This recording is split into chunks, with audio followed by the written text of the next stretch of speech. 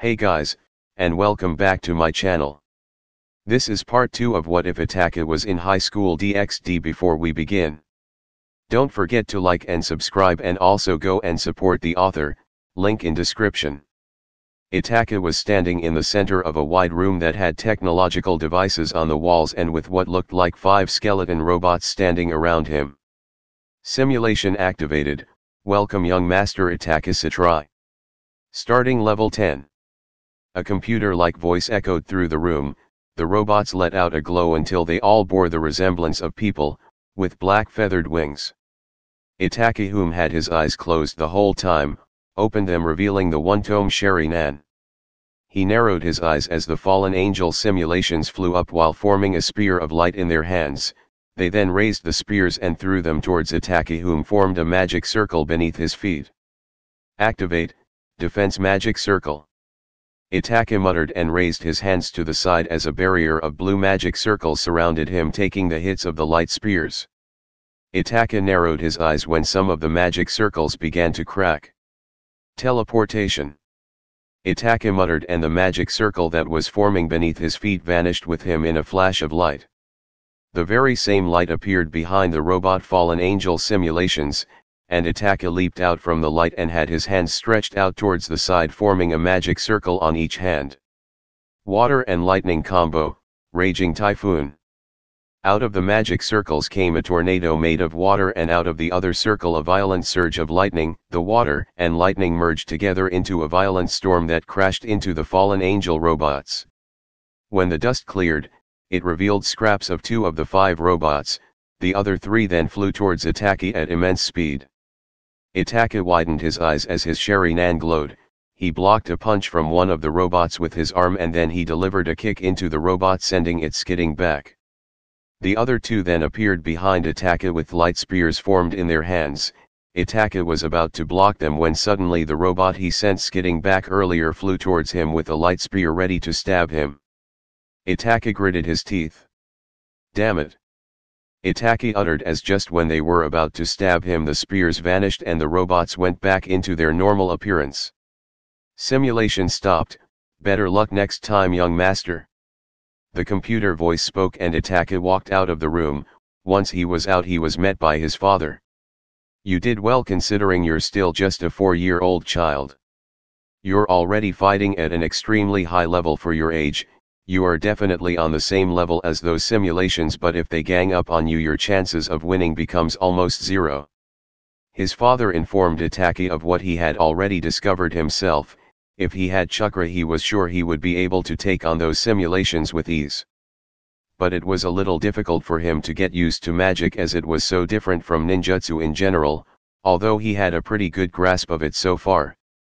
Itachi had also heard that there was something called chakra in this world as well, although it was different from the chakra he knew back in his old life, and magic seemed easier to learn, although he had secretly decided to see if he could master the other form of chakra once he had learned magic, and maybe some other type of combat abilities that he might find useful later.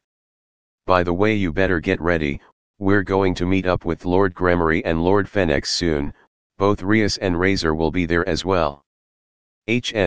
Understood, father. Itachi nodded emotionlessly. The news on Itachi and Rias possibly being engaged struck Sana with pure shock. Same with Rias, although she was slightly delighted but wasn't sure why she was delighted. And it had very much angered this Razor Phoenix, whom Itachi was about to meet for the first time. "It was nice of Ajoka Beelzebub-sama to make this training device for you. And it seems to be working perfectly," Lord Satrai said as he walked along with his son through the dark hallway while smiling at his son. He really is a genius. Itachi had to admit that the Mu known as Ajoka Beelzebub was quite intellectual. He was formerly of the Astaroth family, whom now the role of head fell to Ajoka's younger brother, Diodara. Ajoka was the one responsible for something known as the Evil Peace System, a way for high-class devils to form peerages of servants that could come from any type of faction and even humans. He is also the one who invented the rating game, a competition for high-class devils with their peerages to compete and demonstrate their power. Itachi starts to think back to when he was first introduced to this genius Mua. Flashback, 5 months ago. 2 days after having met Rias Gremory and the Gremory family, and having established an engagement between Itachi and Rias, Itachi was taken by his older sister to meet with someone. "Nei-san, where are you taking me?" Little Itachi asked his older sister Sirafal, whom was despite Itachi's protests carrying him in her arms with a loving smile on her face. "I'm taking you to see Ajuka-chan. He's going to check something about It-tan's body, but don't worry, Oni-chan won't let him harm you in any way or else she will go on a rampage," Sirafal declared with a beaming smile and a giggle as she rubbed her cheek up against Itachi's. "Ah, It-tan's skin is so soft and warm, it's so relaxing." Choo-choo. Sirafal began kissing Itachi's cheek repeatedly. Itachi was annoyed, but it wasn't like he could do anything about it. Sirafal is one of the strongest beings known in existence, and she holds the title of the mightiest female devil, plus he does love and treasure both her and Sana as they are his sisters. So, knowing he couldn't do anything, he decided to endure it for now. "Nei-san, could you please act more serious? And could you please put me down?" Itachi asked, even though he knew he couldn't do anything. He knew it also couldn't hurt to ask. "No, because of my duties I hardly get to spend time with It-tan and So-tan. So, Oni-chan will take any opportunity she can get," Sirafal declared, and once again, Choo-choo began kissing Itachi's cheek. "Ah! We're here," Sirafal said, and finally put Itachi down and opened a big door, and behind the door was a young handsome man looking to be in his early 20s with slicked back green hair and icy blue eyes, and behind was a laboratory of some kind. "Sirafal, good to see you," the man greeted with a polite bow. "Ajuka-chan. I brought It-tan for his examination," Sirafal said, and lifted Itachi up, placing him on a chair. "I could do it myself, Nei-san," Itachi pointed out with an emotionless expression, although he felt slightly humiliated. But like Oni-chan said, she will take what she can get," Sirafal said, leaning her face next to Itachi's with a beaming smile. "Greetings, young Itachi Satrai, I am Ajuka Beelzebub, I am currently Chief Advisor of the Technology Department." Ajuka greeted the young Satrai with a small friendly smile. "The pleasure is all mine, Ajuka Beelzebub-sama." Itachi bowed his head slightly. My, such polite manners, you certainly didn't learn that from Sirafal," Ajuka said with an amused chuckle. "Hey! What's that supposed to mean?" Sirafal pouted. "It means what it exactly means," Ajuka replied, and Itachi had a look of agreement. Ajuka then looked over at Itachi. "By the way, you don't have to be so formal, calling me Ajuka will do just fine." "Very well then, Ajuka-sama. What is this examination Nei-san decided to bring me into?" Itachi questioned, as he had no idea why he was here to begin with. "Ah, that, Sirafal told me that recently you protected your younger sister and the young Rias Gremory from a giant wild wolf, correct?" Ajuka said, and Itachi nodded in response. "Well, Sirafal told me that when she arrived to rescue you, only to find that you had frozen the wolf in a chunk of ice, your eyes were red for a second. And she asked me to find out if there was anything dangerous going on within your body," Ajuka explained, and Itachi understood that this was about his Sherry-nan. He knew he couldn't keep it a secret forever, but he thought at least he could keep it a secret for a bit longer, until after some time he could pass it off as a sacred gear he had found or some spell he invented. I see." Itachi nodded in understanding, trying to keep a cool, calm expression and showing no reaction to it. "So, you have known that you could do this to your eyes for a while now?" Ajuka asked while holding a flashlight over Itachi while examining his eyes. "Yes, I just thought it was a family ability or something." Itachi used his mastery skill of lying. He didn't like it, but it sounded better saying, "I am originally from a different world and I freed the souls of hundreds of people and some deity granted me a wish to keep an old power I used to have." They would have either thought he was crazy, or a child with a wild imagination. "Well, it's not. Could you activate it now if possible?" Ajuka asked with a serious expression, and he had this mysterious aura around him so that even Itachi couldn't read him. Itachi was actually quite impressed. Most certainly. Itachi replied, figured there was no point in hiding it. He closed his eyes, and once he reopened them they were not black, but burning bright red with a black dot in the center with a black circle going around it and one black tomo on the circle. Very interesting. Ajoka grabbed Itachi by the chin and closely inspected the Sharingan. I have never seen anything like it, whether it's a sacred gear or a mutation is hard to tell. Is it dangerous? Is it Ten in trouble? Sirafal asked with a worried tone of concern for her beloved younger brother. Not sure, hang on. Ajoka said and opened a cabinet with the sound of him browsing through various tools. Where did I put it? Ah. Here it is. Ajoka brought out a set of what looked like goggles with wires going from where the eyeglasses were supposed to be. He blew some dust of it and brushed some more dust from the top. Now sit still. Ajoka said and put the goggles over Itachi's eyes. He then attached the wires to a computer and began typing something on the keyboard. It's not going to hurt him, is it? Sirafal asked with a concerned tone. Oh, no, it's just going to analyze his eyes, and check his DNA structure. Ajoka replied as on his computer screen was a virtual model of Itachi's head and his eyeballs, and also a line of DNA with several numbers scrolling down the screen. Interesting. What is it? Sirafal questioned, leaning in towards the screen. It doesn't seem to be a sacred gear, rather it's connected to his DNA, and the eyes each seem to have some sort of energy that is different from the other.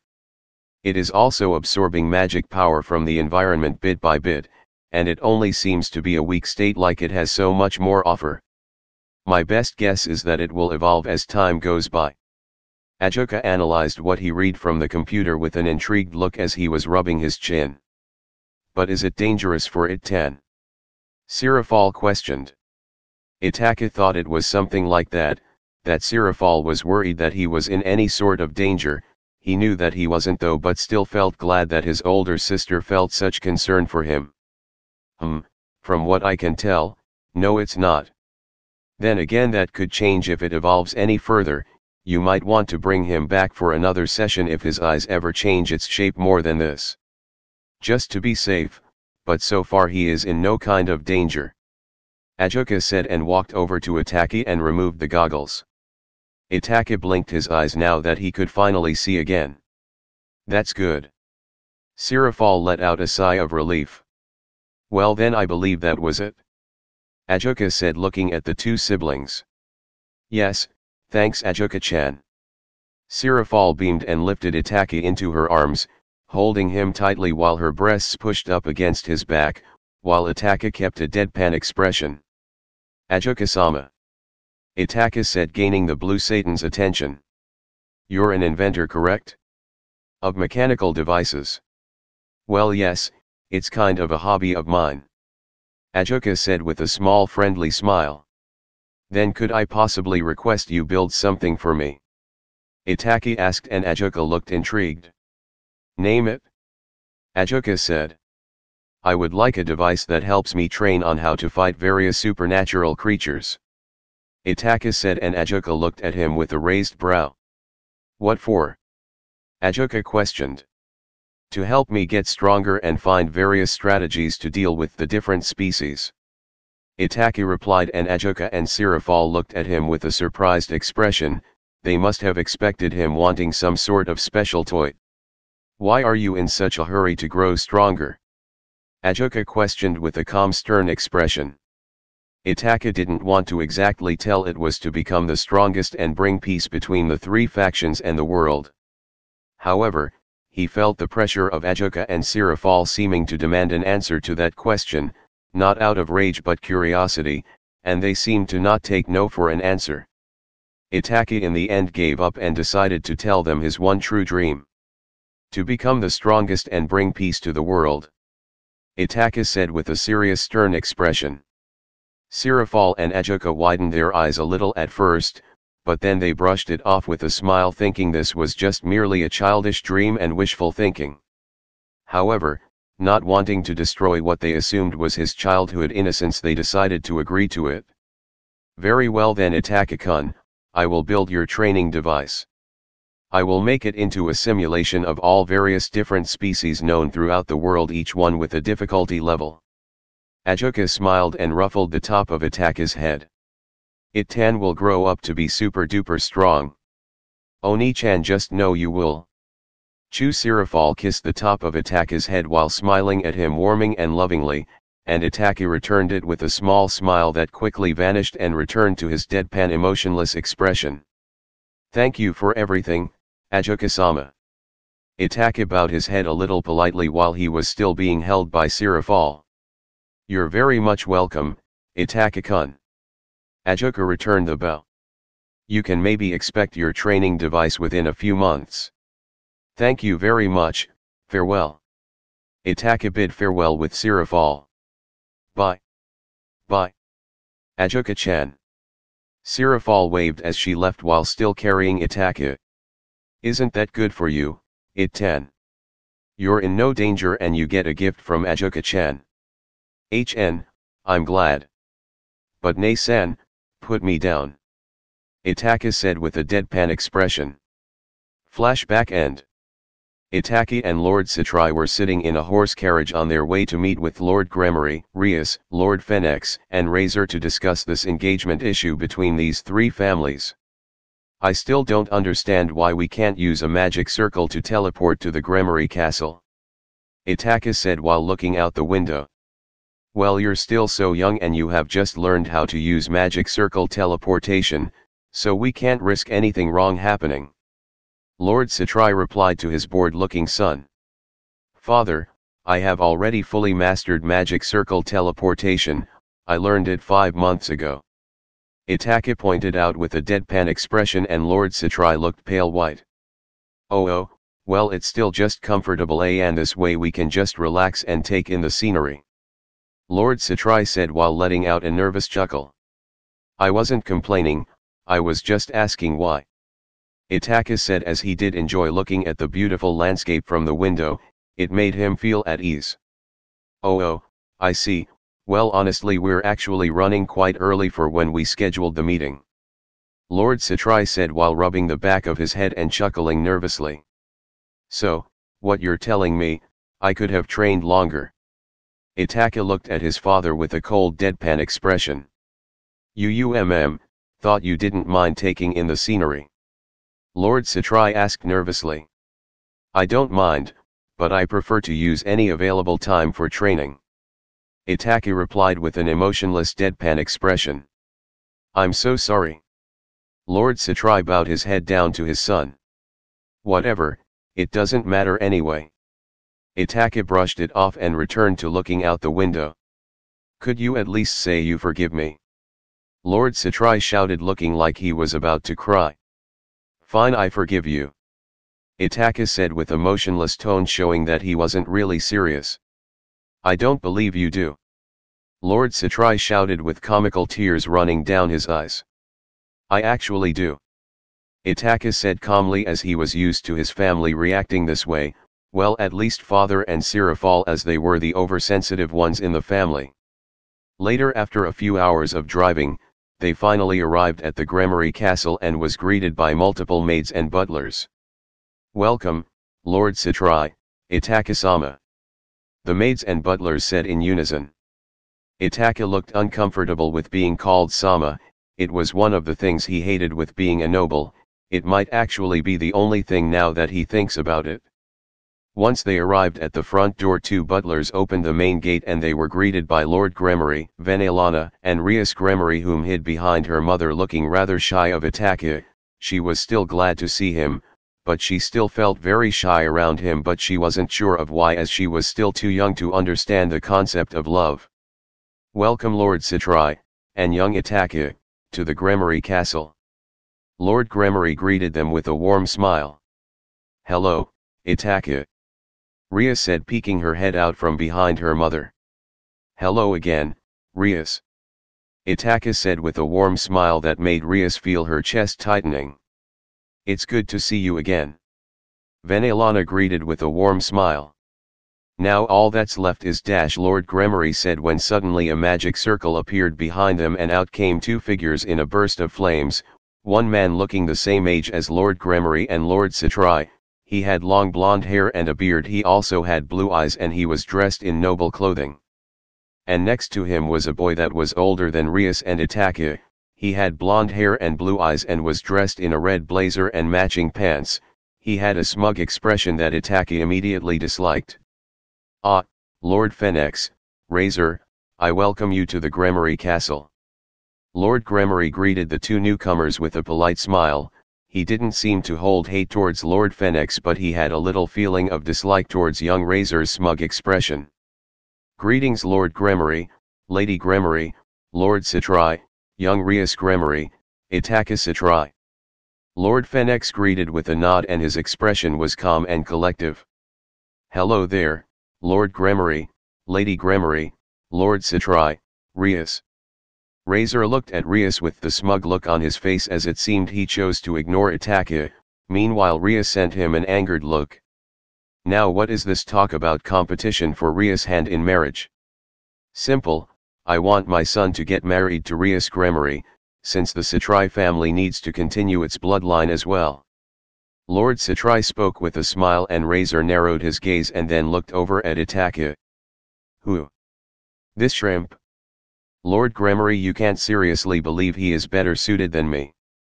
Razor said in a condescending tone directed at Itachi, whom simply sighed at Razor's foolishness. "What's that sigh supposed to mean, brat? It is foolish for you to think I'm not suited, considering I'm still too young to get judged by my appearance if it comes to being suited or not. Not only that, unlike you, me and Rias are at the same age, so if anything, you're the one who's less suited for her than me. Besides, you shouldn't judge someone just by first appearance, that is a mistake spoiled ignorant brats like you always tend to make." Itachi said in a calm motionless tone and Razor got angrier and angrier. Itachi's first impression of Razor was not a good one. It was that Razor seemed like a spoiled brat that uses his powerful family name as an advantage in life. "Why, you little..." Razor charged up flames into his fist. "Keep in mind you're in the same room as your own father and the other adults. Doing this will simply bring shame to your family name, not to mention you're a fool if you think anyone here would allow you to attack me." Itachi said, and Razor realized what he was saying and looked at his father, whom looked down on him strictly. Razor grunted and deactivated the flames. "Apologize, Razor, right now," Lord Fenix ordered his son. "Tch, fine, sorry kid." Razor turned his head to the side, not meaning a word he said. "So, shall we begin our discussion?" Lord Fenix suggested. "Most certainly," Lord Gremory said with a serious expression and guided them into the living room with 3 couches surrounding a table. Lord Gremory, Vanelana, and Lord Citrai sat on the one facing the main door. Lord Fenix and Razor sat on the left one and Itachi sat on the right one. "Hey Rias, why not come sit next to me?" Razor asked smugly, suggesting to the seat available next to him. Rias huffed and went over to Itachi and sat next to him, much to Razor's anger. It was already clear to Itachi why Razor was so set on marrying Rias. From the moment he got here he has been looking over at Vanelana quite a bit. Without a doubt, he must have assumed that Rias would get the same voluptuous body as her mother. "So, let's discuss the issue. Lord Gremory had made a deal with both of us to engage his daughter to one of our sons.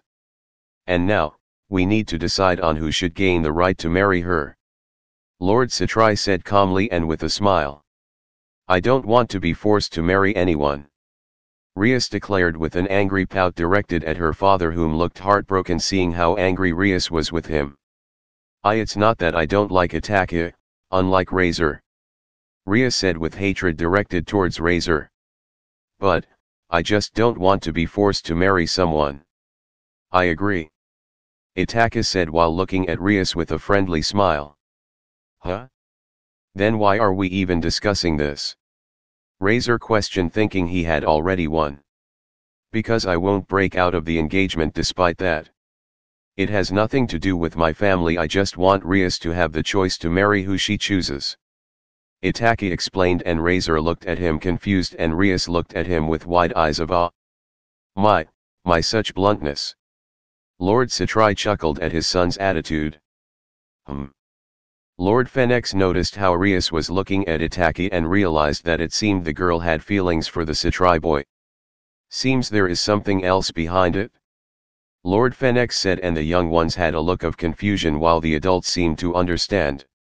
What did he mean by that? Itachi thought in confusion, as he hadn't realized that Rias was in love with him. And that the only reason she doesn't want to get married is because she is being forced to do so, that she would rather want to marry whom she chooses, not because she has to. There is a principle involved. Razor then himself noticed the looks Rias was sending Itachi and understood so himself finally. I don't care, I'm not backing out of this engagement either. Razor declared. Well, as long as you're not backing down, neither am I. Itachi declared with an emotionless expression. Well, I'm not going to marry a jerk like Razor. Rias declared and huffed her head to the side with a childish pout while Razor looked a little angry. Shouldn't Rias get a say in this as well? If she would rather want to marry me than him, shouldn't that be the end of the discussion? Itachi asked, as he knew what the alternative would be, to fight in a rating game with Razor later on in the future, which would be troublesome and give Itachi a headache. Well, that naturally would have been the case, but my son is dead set on this engagement and it was promised to our family at first. I'm sure you must also understand that this is about honor for our family name as well. Lord Fenix spoke while looking at the young Satrai. That's right, so you should just back down. The promise was made to our family first. Razor said while glaring at Itachi. And now a promise has been made to my family. We're in the same predicament when it comes to honor of our family name. Plus, I consider Rias a valued friend and I would want her to be happy. And clearly you wouldn't make her happy. Itachi said calmly and with an emotionless expression. What's that supposed to mean? Razor glared at Itachi in rage. I can already tell what sort of person you are, and what you will become. You strike me as someone who would be what is called a womanizer, even though if you're married to Rias you will most likely still have affairs with other women. Not to mention your arrogant attitude and selfishness would make her even more unhappy. You've probably already had a few girlfriends already, and while you've been with these girls you've most likely flirted with others as well. Itachi said, and Razor clenched his fist in anger. How dare you accuse me of that? Razor questioned in anger while standing up and slamming his hands into the table. You're nothing but a mere brat. So, that hickey mark on your neck is from something else then? Itachi asked, as Razor did have a hickey mark on the right side of his neck. Razor instantly covered the mark and glared at Itachi while growling. My point is proven. Itachi said with a calm expression. He couldn't believe that a 10-year-old boy already acted like such a playboy. Just like Itachi thought, Razor was just a spoiled brat whom had used his powerful family name to gain advantages in life. Razor, sit back down. Lord Fenix ordered, and Razor complied. Little punk. Razor growled while glaring daggers at Itachi, whom didn't care at all. Very well then, I believe there is only one way to settle this then. A rating game. Vanillana was the one to speak this time. Yes, it would be best to one day in the future when both of you are old enough to settle this in a rating game. Lord Gremory agreed, and Lord Satrai nodded in agreement. Very well, that seems the best way possible. And this way the losing side will at least keep their family's name's honor intact, as they would have lost while fighting. Lord Fenix agreed to the idea as well. Huh, yeah right, the kid's so young he probably doesn't have any peerage members yet. While I myself have 3 so far in my collection. Razor declared smugly while glaring at Itachi like this would be an easy victory. I would recommend to remove that self-confidence of yours, a lot can change over the years. Itachi said with an emotionless expression, and Razor sent glares at him showing that he accepted the challenge. Very well then, I suppose we shall take our leave. Come, Razor. Lord Fenix said, and stood up from the couch with Razor and walked towards the end of the room. Until next time, Lord Gremory, Lord Citrai. Lord Fennex and Razor vanished through a magic circle that flared up in flames. Guess that matter's settled, thank you for this old friend. Lord Gremory thanked Lord Citrai, whom smiled at him. Don't worry about it, call it a favor, I expect you to pay me what you owe me in return for all of this plus interests. Lord Citrai said, and Lord Gremory's sweat dropped while looking a little pale. Why, you got it? Lord Gremory sighed and walked out with Vanelana and Lord Citrai. Let's have a drink while we have you here. This left Itachi and Rias alone in the room. Itachi, if you don't want to marry me, then why didn't you back out of the engagement? Rias questioned with her cheeks in a faint color of red. Well, that's because I think you should be able to choose who you want to marry yourself. Once this whole mess is over and I defeat Razor, well, if hopefully I defeat Razor, or hopefully find a different, more peaceful way to solve this, I will let you go and choose who you want to marry. I want you to choose what you want as Rias, not what the Gremory family wants you to do. That's all you wanted to, right? Itachi said with a smile, and Rias widened her eyes as her tiny heart began to beat faster. Yes, thank you, Itachi. Rias uttered while holding her hands over her chest. No problem. Itachi said, and began walking towards the door to reach his father and remind him it was time to go home. Itachi did not notice the look on Ria's face. She looked like she was trying desperately to ask him something she needed to know from him. Hey, Itachi. Do you like me? And why? Rias asked with a small faint blush while pushing her index fingers up against each other nervously, and she didn't know why she was nervous. Itachi took this as a child wondering if someone she considered a friend truly liked her and also considered her as a friend, and considering also still that Rias was a young child, he didn't even consider the possibility of her being in love with him. Of course, I like you. As for why, I like you for who you are, Rias. Itachi replied, as he truly considered Rias to be a friend, and why wouldn't he like her? She was a good girl whom had a lot of love in her from what Itachi could see in her eyes. Rias then widened her eyes upon hearing those words and her blush increased. Itachi looked at her with a puzzled expression. Is something wrong? Your face is all red. Itachi asked. It's nothing. Rias shouted with now her face the same color as her crimson hair. She ran out the door, leaving a confused Itachi behind. What was that about? Itachi questioned, and in the end shrugged his shoulders, deciding not to give it much of a thought. When Itachi exited the room, he was met by the sight of Vanelana pinching Lord Gremory's cheek, preventing him from getting any drinks, while Lord Citrai snickered in amusement. Father, isn't it about time we headed home as well? Oh, yes, well then thank you for your time, old friends. Lord Citrai bowed to Vanelana and Lord Gremory. As they walked towards the main open door, Itachi looked back to see Rias peek her head out from behind her mother while waving goodbye at him. Itachi smiled and waved back, making the young Gremory whom gained a joyous smile as well. It had been a total of 6 years since Itachi's meeting with Razor Fennex in the discussion for Rias's hand in marriage. Itachi was now 10 years old, and he had grown up to be quite strong and powerful. There are rumors going around about him possibly being the strongest devil of his generation, with the only other one being considered for that possession being Saraorg Bale, Rias's cousin from her mother's side. Itachi was once again using the training facility that was made to him all those years ago, by Ajuka Beelzebub himself.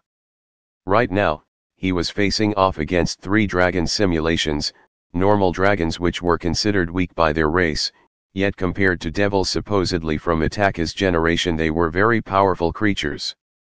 Itachi's hair had grown out and his long black hair was tied into a ponytail. He was dressed in a black sleeveless shirt and grey cargo shorts. Itachi had his gaze narrowed and his 2 tomo sharinan flaring bright red. Itachi had been a little disappointed in himself that he yet hadn't achieved 3 tomo state, but there were many things he still had to learn about magic, and it proved to be more difficult to master than Itachi had originally thought, as it was far more complicated than chakra. Naturally, once he achieved 2 Tomo Sharinan, Sirafal once again took him to see Ejuka only to find out there still was no danger and that Itachi was fine. That was 3 years ago. Itachi flared up in a blue aura and glared at the 3 dragons that growled at him. The dragon in the middle opened up its massive jaw and spitted out a wave of fire at the young Satrai. Itachi quickly raised his right hand with a magic circle forming on it. Defense Magic Circle, Level 5. Itachi uttered as the enhanced magic circle blocked the flames without any issue. Itachi had figured out a way to enhance a magic circle's defensive abilities, so that he could defend himself and not use that much magic power on blocking attacks. Like when people use magic circles to defend themselves, they tend to not keep track on how much power they put into it and waste too much power. Itachi's face remained emotionless as the flames got divided by the magic circle and flames flew around Itachi. Once the flames gave out, Itachi formed a magic circle into his palm. Water Serpent. A massive serpent made out of water flew towards the dragon in the middle and wrapped itself around it, holding it tightly as the dragon roared in pain. Itachi then flew up in the air with his devil bat-like wings sticking out from his back. He then raised his hand up in the air and formed a golden magic circle. Lightning Magic, 1000 volt. A wave of lighting shot out from the magic circle and into the water serpent, sending a surge of electricity through the water serpent, and into the dragon that let out one last roar before it vanished and was reduced to a robotic skeleton that looked like it was burned. The 2 remaining dragons charged at Itachi, one of them swung its massive claw at him and Itachi flew to the side and dodged it. The second dragon flew up behind him and spitted out a wave of fire. Defense Magic Circle, Level 5. Itachi formed yet another defense magic circle to block the fire. In the meantime, the other dragon flew at him from behind. Itachi was cornered. He narrowed his eyes as the dragon flew at him with its massive jaw open ready to devour him. Itachi flew up a little, dodging the dragon's jaw by a mere inch as it bit down on where Itachi once was. Itachi then stepped onto the snout of the dragon and directed his available hand towards the dragon's eye. Fire Magic, Fire Shot. Itachi blasted the dragon right in the eye with a ball of fire, making it howl in pain. Itachi then deactivated the magic circle, holding back the flames from the other dragon. Itachi flew down the back of the dragon he just blinded, as that dragon took the wave of the flames instead. The dragon roared as it vanished, leaving a robotic skeleton that was melted. The last dragon growled and flew towards Itachi, whom looked at it with no emotion in his eyes. He then casually raised his right arm and formed a magic circle that let out a cold breeze. Itachi narrowed his gaze at the massive beast flying towards him. Sub-Zero Ice Prison. Itachi uttered with an ice-cold expression as the dragon froze in a massive chunk of ice that floated in the air. Itachi then clenched his fist. Shatter. Once that word was uttered, the dragon shattered into a million pieces of ice. This magic spell was his only instant kill move so far in his arsenal. The only downside to it was that it used up a lot of magic power. So, he would only use it in a match of life and death. Of course, it had its weaknesses as well. If you were fast enough to avoid it, you could dodge it, or if you possessed immense magic power or some sort of energy, you could shield yourself from only being shattered into pieces. If you had an extremely powerful fire magic spell, you could melt it. Level 50 completed. Well done, young master. The computer voice spoke as the simulation ended. Itachi then began panting a little as some sweat ran down his forehead. Being exhausted from training all day, his eyes returned to their normal shade of black. He did have more magic power than he ever did with his chakras, sick or not sick, so that he considered a bonus for having magic, with the only downside how difficult it was to fully have his Sharingan adapt to it and master it. Itachi walked towards the exit of the training facility, where he was greeted by Lord Satrai and Sirafal. "Nay-san? Thought you had more duties." Itachi's facial expression didn't change from his normal stoic face when he saw his sister. In fact, he was now almost taller than her. "I finished early, it 10. You have become so strong already. Come and give your Oni-chan a hug." Sirafal jumped towards him with her arms open, ready to embrace him in a hug, but Itachi stepped to the side dodging Sirafal, whom turned to him with a pout. Get over here. Sirafal kept jumping at him and he kept dodging. I reek of sweet, I'm not sure you would want to hug me. Itachi said with his normal stoic expression, when in truth he wanted just to avoid the headache of having his sister hug him and try and touch him in certain places, as she states she wants to see how much It-tan has grown. That doesn't matter to your Oni-chan. She still loves It-tan. Let me express my love and hug you tightly. Sirafal demanded as she kept jumping after him and he kept dodging. Not when you put it that way. Itachi said and kept dodging while Lord Satrai stared at the scene with a warm fatherly grin. Now Itachi, I came here because I have some news for you. There has been arranged a little match between you and Saray Orgbale in order to find out which one of you is the strongest. Lord Satrai spoke and Itachi stopped dodging and Sirafal finally managed to grab him and hugged him tightly. Is that so? What brought this on anyway? Itachi asked as he had no interest in fighting at all. He kept his stoic expression on despite Sirafal feeling up on his muscles. Saray Org insisted on it himself actually, he wants to see just which one of you is the strongest. Lord Satrai replied. I see, tell him I decline. Itachi said, which shocked both Sirafal and Lord Satrai. What for? Lord Satrai questioned while blinking in confusion, thinking Itachi would jump on the chance to prove how strong he has become. I have no interest in fighting if there isn't a good reason for it. Itachi replied with his stoic expression. I thought you wanted to become the strongest and bring peace. Sirafal questioned with a look of confusion. I do, I just don't see the point in fighting pointless battles. Itachi replied. But you fight those simulations every day. Lord Satrai pointed out. That's for training, that serves a purpose in making me stronger. This match with Saray Org serves as nothing more than mere entertainment, and since I can get the same level of intensity from my simulator training machine, why would I need to fight him? Itachi said, and his father and sister couldn't argue with that logic. Well, I can't argue with that, but I don't think Saray Org is going to leave you alone until you accept though. Lord Satrai said with a small chuckle. He's here, isn't he? Itachi asked with a deadpan expression, and his father gave him a nod of confirmation. He's upstairs with Rias and Sana. Lord Satrai said with a wide grin. Guess I will avoid the upstairs then. Itachi said and turned around to head for the showers. Should we go tell Saray Org the bad news? Sirafal questioned as they watched Itachi walking down the corridor towards the showers. Might as well. Lord Satrai sighed and they headed back upstairs. Meanwhile, Itachi was in the showers letting the water wash over his muscular young body that was more muscular now than it used to be in his previous life, as this time he had devoted himself to training a lot more.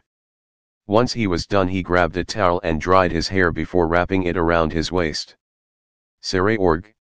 You shouldn't interrupt Itachi while he's showering. He could hear Rias's voice coming from behind the door.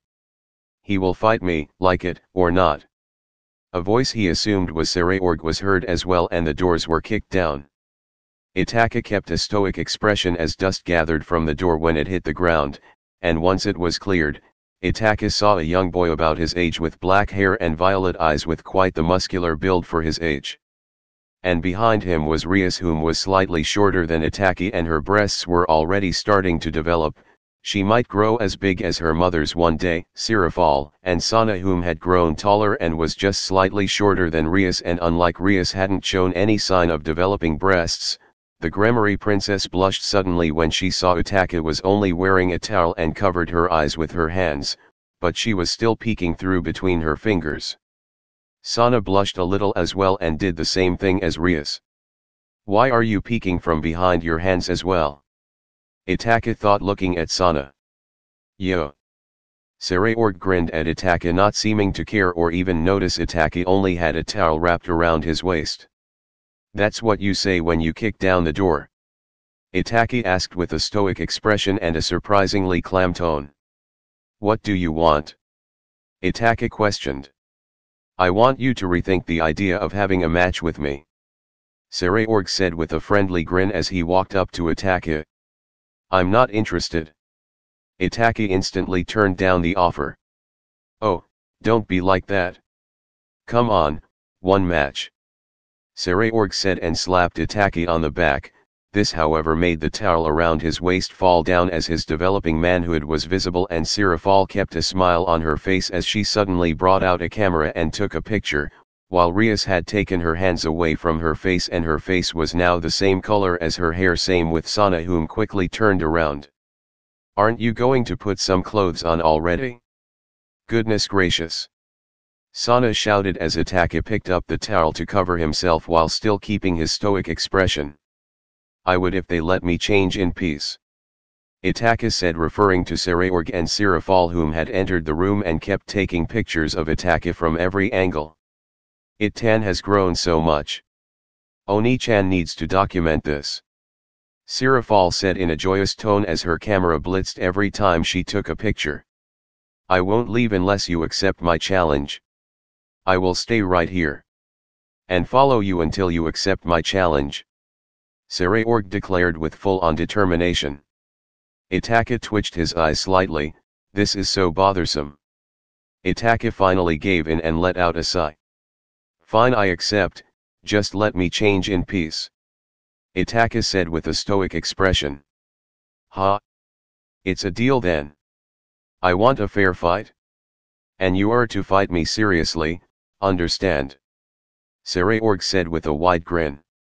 Naturally, I understand. Itachi said with an emotionless stoic expression. Excellent. Saraorg slapped Itachi on the back once again and the towel fell once again. Oh. It tans but looks nice and firm as well. Sirafal said and took yet another picture, but then Itachi grabbed the camera and instantly crushed it, having had enough and not wanting to risk her using these pictures in the future to embarrass him. Hey. My documentation's on it-tan's growth. Sirafal looked like she was about to cry while Itachi let out a sigh. He has gotten used to being the mature one out of his siblings. Not that Sana wasn't mature, she certainly was more than Sirafal, that's for sure, but she was still young and Itachi's pretty much had the role as the mature one since he could talk. Why my photos of it-tan's growth? Good thing I have backups.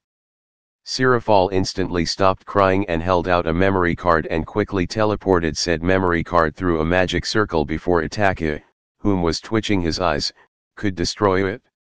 Now that I have accepted your challenge, can I change in peace now? Itachi asked with a deadpan expression. Just until I am sure you're not backing out of this afterward. Saraorg said.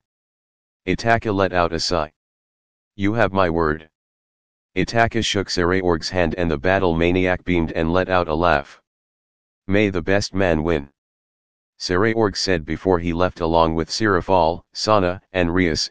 Itachi lifted the door back in place and used magic to fix it, and finally he could change in peace. Once Itachi was done, he went back upstairs only to find that Saraorg had left once he had gotten a confirmation that the fight between him and Itachi was going to happen. Sirafal was resting on the couch.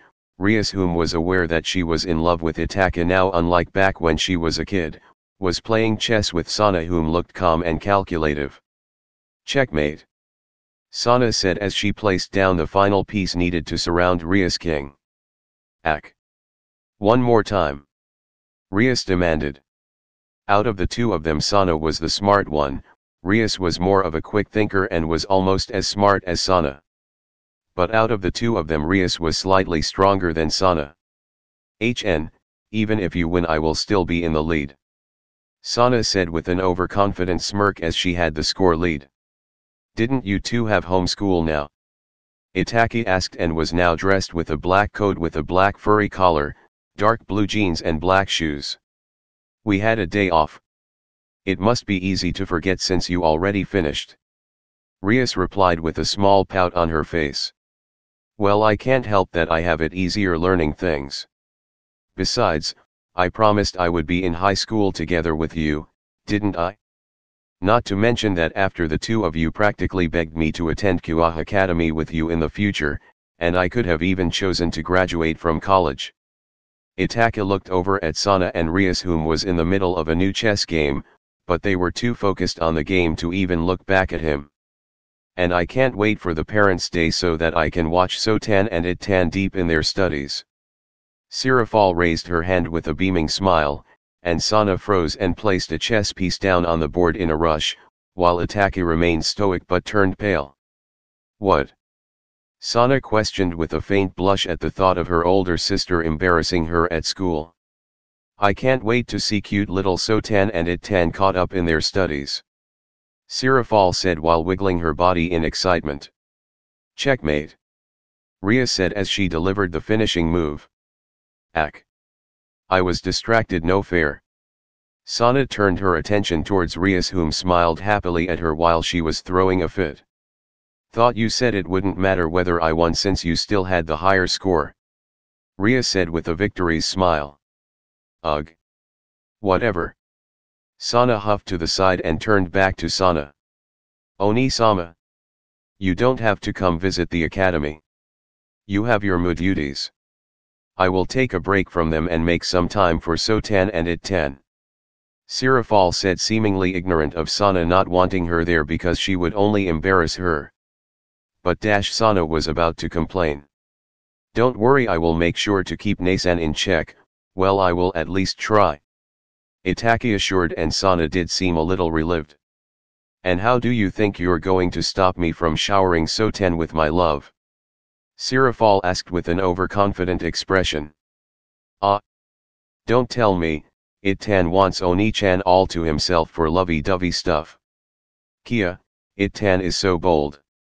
Like this, and no.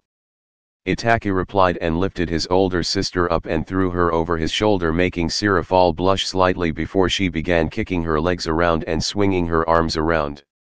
Itan. Put me down. I need to show Sotan my love. Sirafal whined like a little child. Nope, besides it's time for you to return to doing your job anyway, Nasan, you can't slack off on that.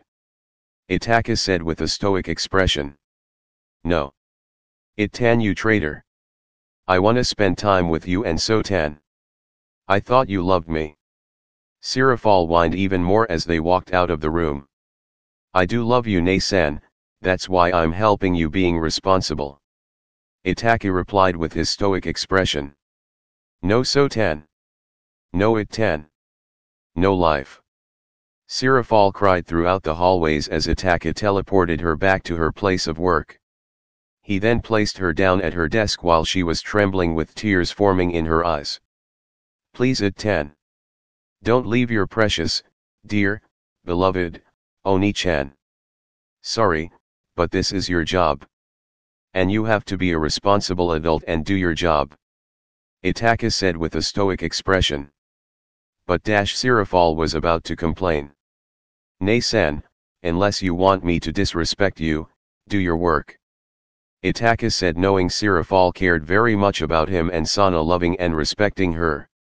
He formed a magic circle beneath his feet, and Sirafal looked down with a sad pout which almost actually made Itachi wanting to comfort her, although he knew this was for the best. Yes. Sirafal uttered sadly as a drop of tear fell from her right eye as Itachi teleported back to the Satrai mansion. Once Itachi returned, Sana and Rias were back at playing chess. Fine, I will give you the last win. But I'm still in the lead. Sana declared while slamming down a chess piece onto the board. Just you watch, Sana, I'm going to catch up to you in no time. Rias declared with a burning determination in her eyes as she was once again facing off against her best friend and her rival. It wasn't exactly impossible for Rias to catch up to Sana with the amount of victories in the chess games. They had in total fought 50 chess matches and Sana was in the lead with 38 wins and Rias had won in total of 12. And then I will catch up to you, Itachi. Rias declared, pointing at Itachi with a fiery determination burning bright in her eyes. Yeah, I will also catch up to you, Oni-sama. Sana declared with the same fiery determination in her eyes. Yeah, whatever. Itachi said with an emotionless stoic expression. Now that might be more of closely to the level of impossibility. With both of them he had played in total of 20 matches each, and he hasn't lost a single one of them. This however, made both of them very competitive to at least beat him once. He had tried to purposely let both of them win once just to put an end to their nagging of him keep playing chess with them, however they would both notice when he was holding back and scold him for it and demand to restart the game all over again. Itachi didn't have time for this anyway, now that he had to get ready for his fighting match against Saraorg Bale despite not wanting to fight, but considering Saraorg's personality he wouldn't leave Itachi alone until he got his match. The match was already tomorrow in a big arena. Itachi was going over some information about Saraorg. He found out that despite being from the mighty Bale family that had the rank Great King, he didn't have the legendary destruction power. Rias's mother came from this family, which is why Rias and her older brother the current Lucifer, Xerxes, had the power of destruction. And since he didn't have the power of destruction, he had dedicated himself to training his body to its absolute limit, which reminded him of a certain bushy-browed Jonin from his old life. So, using brute strength would not be the answer to defeating him. Itachi realized he should use his ability to use magic attacks to fight Saraorg and maybe finish it off with an illusion from his Sharingan. Next day, Itachi was standing in a dark hallway with a light shining in the end. With him was Sana and Rias, whom had come to see him and encourage him. "Be careful, Itachi, Saraorg is really strong and all. So, just be careful," Rias said with her eyes filled with concern for Itachi. Itachi was actually a little surprised that Rias came to cheer him on rather than Saraorg, whom was her own cousin. When he would confront her about this, she would simply use the excuse that he was her fiancé and that she should support him instead. "Humph, there is no way Oni-sama will lose to anyone, even if it is Saraorg," Sana said with confidence about Itachi's abilities. "We'll see what happens, either I win or I don't, it really doesn't matter," Itachi said with his normal stoic expression as he was wearing his black sleeveless shirt and white baggy pants and black combat boots. He also put on black fingerless gloves. "Oni-sama wanted me to tell you that even she and the Formus will be watching the fight. She also wanted me to add that you better win or she will give you 1,000 kisses," Sana said with a sigh and a faint blush at having to said that last part. "Leave it to Nasan to give me the spirit to win," Itachi said, as he would definitely want to avoid that scenario no matter what. "Well, good luck then," Sana said with her back turned to Itachi and her eyes showed a hint of being worried. "Yeah, good luck," Ria said with the same look of worry on her face. "Thank you." Itachi waved at them as he walked towards the light at the end of the hallway. Once he walked out, he could hear the crowd cheering wildly. The crowd consisted mostly of family and close friends of the families. Itachi looked around to see that he was in the middle of what looked like an ancient coliseum. The crowd sat in the stands cheering. He could see Rias, Sana, Lord and Lady Satrai, Lord and Lady Gremory as well. Even Razor was there, probably to see Itachi get beaten. He also saw Seer Fall sitting with Ajuka, a young handsome man that looked like a male version of Rias with a shorter hairstyle, dressed in a dark cloak with shoulder pads. This was Xerxes Lucifer, Rias' older brother, and a bald man with a black goatee with a dark coat with shoulder pads. This was Falbium Asmodeus. He originally came from the Glaciolabilis family. Itachi then directed his attention to what was in front of him. Saraorg, dressed in a similar outfit like Itachi only with a long-sleeved shirt. Saraorg was smirking at him while cracking his knuckles. Itachi and Saraorg stood face to face. Their eyes narrowed, a gush of wind blowing through the field, blowing some dust between them. "Saraorg Bale, Itachi Satrai, you may begin your match when you're ready," Xerxes spoke through a microphone. Saraorg wasted no time and instantly charged head forwards at Itachi, whom got into fighting stance while forming a magic circle in his right palm. As Saraorg was right in front of Itachi with his powerful fist raised, Itachi swung his arm to the side, sending a wave of water crashing into Saraorg. Then through the water came a fist and Itachi widened his eyes as he caught the fist, and next Saraorg's whole body came through and swung his leg towards Itachi's head, and Itachi blocked it with his arm as he moved backwards. Saraorg kept throwing a barrage of punches at Itachi, whom blocked them all, but each time Saraorg's fist connected it felt like he was being punched by solid rock. Itachi quickly jumped back to gain some distance from him and Saraorg. Saraorg jumped up in the air, and flew down like a meteorite towards Itachi with his fist raised. Itachi jumped back as Saraorg's fist connected with the ground on the spot where Itachi once stood, and the ground got torn up, forming a small crater. Itachi raised his right hand and a magic circle formed at his palm. Fire magic, fire shot. Itachi shot out a ball of fire that crashed into Saraorg, sending him skidding back a bit. Saraorg then punched in the air, sending a shockwave towards Itachi. Itachi brought out his devil bat wings and flew to the side, dodging the shockwave. At high speed he flew towards Saraorg. Once he arrived behind Saraorg, the Baal turned his body around and swung his arm to the side. Itachi ducked and dodged the blow and quickly delivered a kick to Saraorg's chin, spun his body around and delivered another kick to his chest, sending him flying back a bit. Itachi narrowed his eyes as he felt like he had just kicked a wall made out of iron. Saraorg then quickly recovered and gained his balance. He then looked at Itachi with a smirk as the young Satrai retracted his wings back into his body. "I was right when I knew you would be strong. Now this is getting fun," Saraorg said as he truly lived up to what Rias would call him, a battle maniac. Saraorg then stomped his foot down hard as the stone ground shattered and rocks flew up around him. He then punched and kicked those rocks, sending them flying towards Itachi like bullets. Itachi widened his eyes as they flared up bright red into the two Tomo Sharinan. Itachi then with his superior speed and reflexes dodged each of the rocks that came flying towards him. But then suddenly Saraorg was in front of him and delivered a powerful punch at Itachi, whom blocked it with his arms brought in an X formation, and was sent flying into a stone wall, making cracks in it upon impact. Saraorg was crazy strong, no doubt about it. This was a man who had devoted himself to only building up his physical strength. And it was sure noticeable for Itachi, whom felt the force of every punch. Itachi was physically strong himself, at least enough to keep up with Saraorg but not enough to overwhelm him. Itachi stretched his arms out to the side, forming two massive spheres of water. Itachi gave Saraorg a look that said, "Come and get it," and Saraorg noticed it and simply smirked in excitement. The Baal Air then charged head-on towards Itachi at super high speed. Thanks to his Sharinan, however, Itachi was able to see Saraorg's moves clear as day. Now, Itachi thought and swung his arms into an X formation. He then clenched his fists. And the two water spheres turned into massive water fists. Just as Saraorg was close, Itachi punched in the air and the water fists mimicked his movements. The water fists clashed into Saraorg, making the Baal's head turn to the side as blood spilled out from his mouth. The second water fist delivered an uppercut punch, sending Saraorg flying into the air.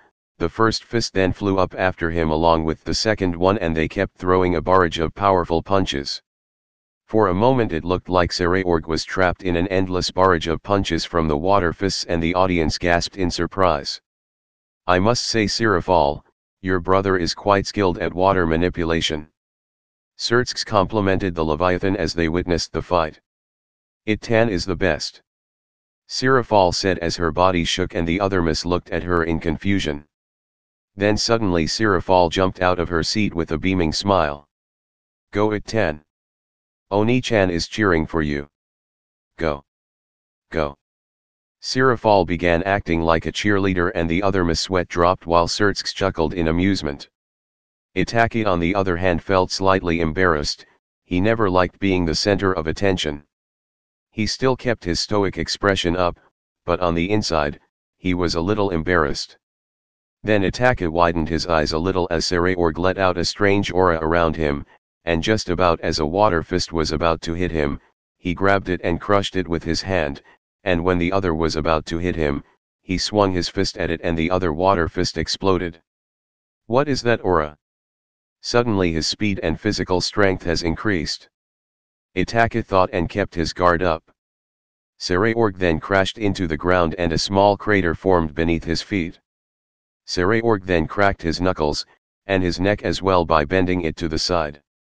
"That was refreshing. Guess it's time I got serious." Saraorg smirked as the aura glowed around all over his body.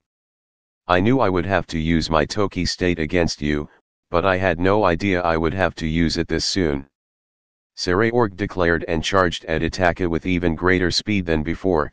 Saraorg punched in the air and a shockwave crashed into Itachi's gut, sending him flying back. Then Saraorg was in front of him and punched him on his right cheek. And with incredible force, Itachi was sent flying into a stone wall again, this time leaving a massive hole in it. Itachi climbed out of the hole, looked at Saraorg with a bruise mark on his right cheek. Itachi then spitted out some blood to the side. Toki, huh? I have read about that before, never seen it though. Itachi said with a stoic expression. Toki is a technique that controls the base of the wielder's life, creating an aura of life force around their body. This increases their attack power, defense, and speed tremendously. Itachi had always thought about learning it as it sounded useful. Saraorg then charged at Itachi with immense speed. Itachi widened his Sharingan to try and keep up, but Saraorg was simply too fast, and before he knew it, Saraorg's fist was dug into his gut and Itachi vomited out some blood. Saraorg then grabbed Itachi by the collar and threw him to the side, sending Itachi's body rolling on the ground. Itachi got up on his knees and saw Saraorg charging at him. Itachi raised his right hand and formed a magic circle. Ice Shuriken Barrage. Itachi shot out multiple projectiles of ice that looked like shuriken. However, the moment they came in contact with Saraorg, they shattered into pieces and the Bale Air didn't look affected by it at all. Saraorg threw an air punch at Itachi, sending a shockwave. Itachi jumped to the side, dodging it just in time, but then Saraorg was right in front of him and swung his fist, crashing into him, sending him flying back. Saraorg then flew after Itachi and swung his leg towards the Satrier, whom blocked it with his arm and pushed Saraorg's leg off. He then delivered a spin kick to Saraorg's gut, sending the Bale Air skidding back just a little. Itachi tried to find a way to gain eye contact so that he could cast Saraorg in a genjutsu, but the Bale Air's speed was too great. Itachi leaped up in the air, brought out his devil bat wings, and formed multiple magic circles in the sky above Saraorg. Then bolts of lightning flew down from the sky. Saraorg moved at immense speed and dodged each of the bolts that crashed around him. He then leaped towards one of the magic circles that was right beneath Itachi, and delivered a punch and broke the magic circle. He then clashed his fist right into Itachi's chin, and then spun kicked him, sending him crashing to the ground like a meteorite, leaving a crater where he landed. The crowd went wild. Rias and Sana, whom sat there with the crowd, gasped and looked worried.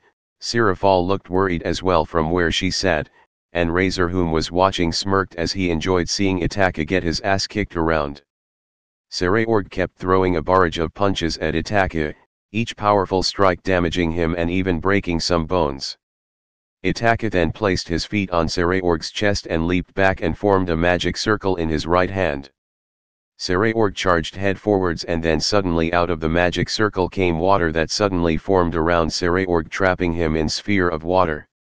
Water prison. Itachi had taken inspiration of the water prison jutsu that he knew of in his old world. Only with water manipulation at the level he is at now, it was even greater than the water prison jutsu.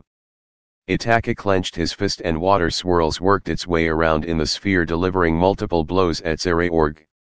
For each powerful blow the water swirls inside the sphere delivered to Saraorg, a little blood stained the water a bit.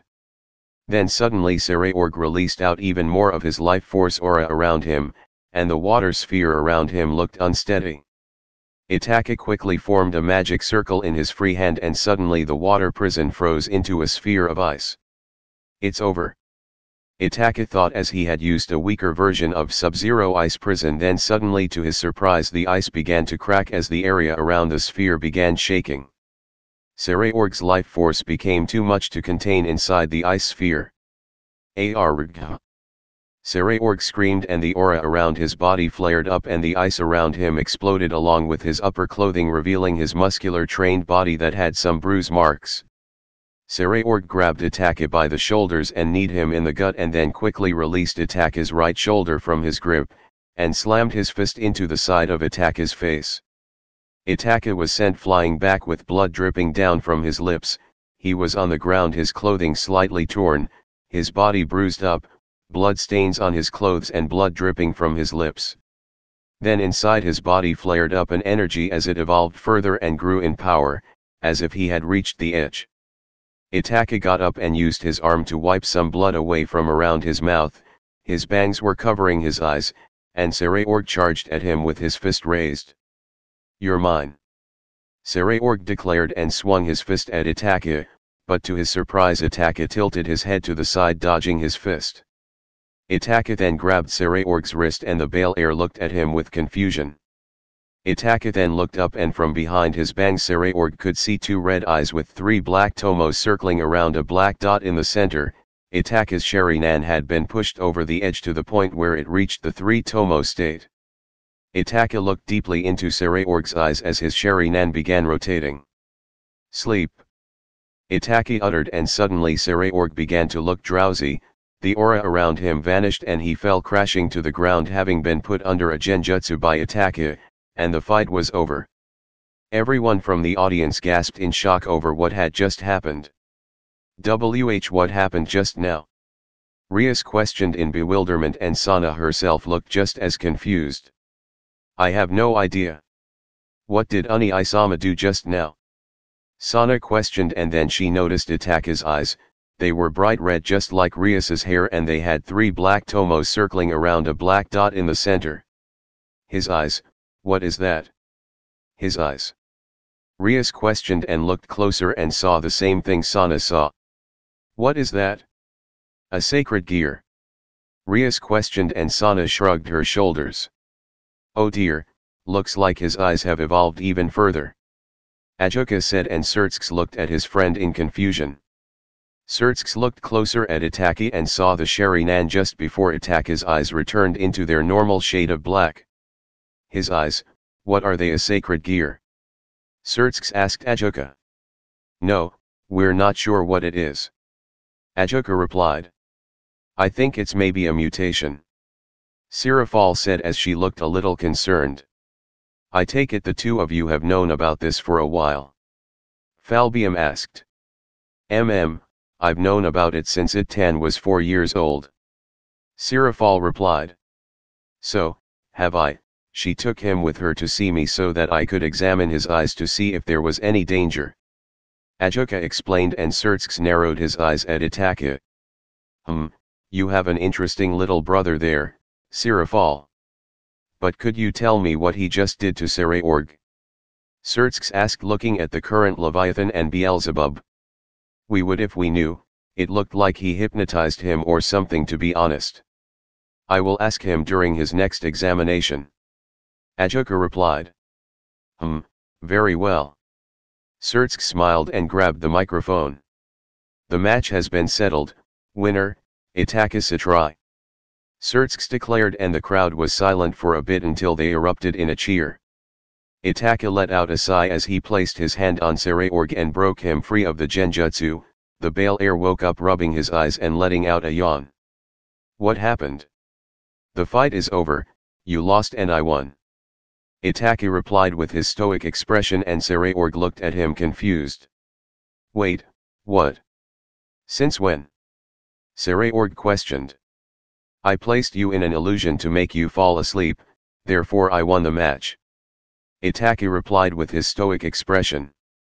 Saraorg looked at him with a deadpan expression, and suddenly he bursted into laughter. "You really are something. I hereby declare you to be my rival. I expect a rematch soon," Saraorg declared. "Thought we agreed on one match only," Itachi said as Saraorg wrapped his arm around Itachi's shoulder. "Oh, yeah, for now. But we will still fight again. My rival. And I won't take no for an answer," Saraorg declared, and Itachi let out an inwardly sigh as this was going to be bothersome. He should have known it wouldn't be the end of it after this one match. "Guess I got no choice then," Itachi said with his stoic expression, and Saraorg grinned. "That's the spirit." Suddenly Itachi felt cold, as if danger was approaching. He needed to break free from Saraorg's hold quickly, but it was too late. Suddenly Sirafal flew at him and tackled Itachi to the ground. Yay. It tan one. Choo choo choo choo choo. Sirafal kept kissing Itachi's cheeks, and with her superior strength he could not escape her hold as she kept on kissing him. Oni-sama. Let Oni-sama go this instant. Sana flew down with Rias and tried to pull Sirafal off of Itachi. Yeah, Sirafal-sama. Let go of him. Rias said, and desperately with Sana tried to pull Sirafal off. But I need to celebrate Itan's victory. Sirafal pouted cutely as Itachi's face was pushed into her breasts, and he looked very uncomfortable. Just please let him go. Why? Ria suddenly tripped forward, and just when Itachi managed to bring his face out from between Sirafal's breasts, to get a breath of fresh air, Rias's developing breasts now fell into his face. Itachi. Rias looked down, and for some reason she felt glad and felt like not moving, just to remain like this for a bit.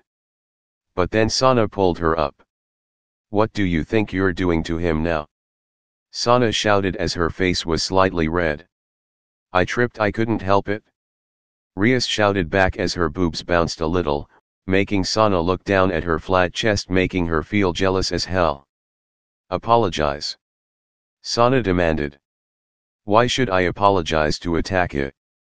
Rias questioned, oblivious to what Sana meant. Not him. To me. Sana said, and Rias gained a look of confusion. You know we're still in the arena, right? Itachi questioned, and they all stopped as the crowd was all letting out an amused chuckle. Sana looked a little embarrassed, while as Rias and Sirafal didn't seem to care that much. By the way, Itachi, whenever I'm visiting Rias, she won't stop talking about you. Saraorg smirked, and Itachi looked at him with a little confusion.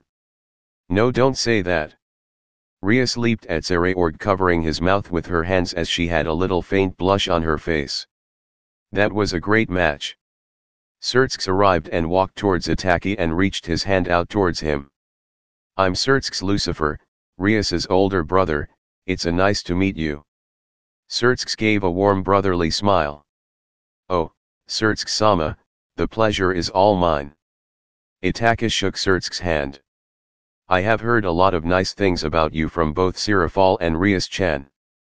You seem to live up to all the things they say about you. Surtsk praised the young Satrier. He then grabbed Itachi's hand with his other hand as well. Please, take care of Rias-chan in the future. Oh, Oni-sama.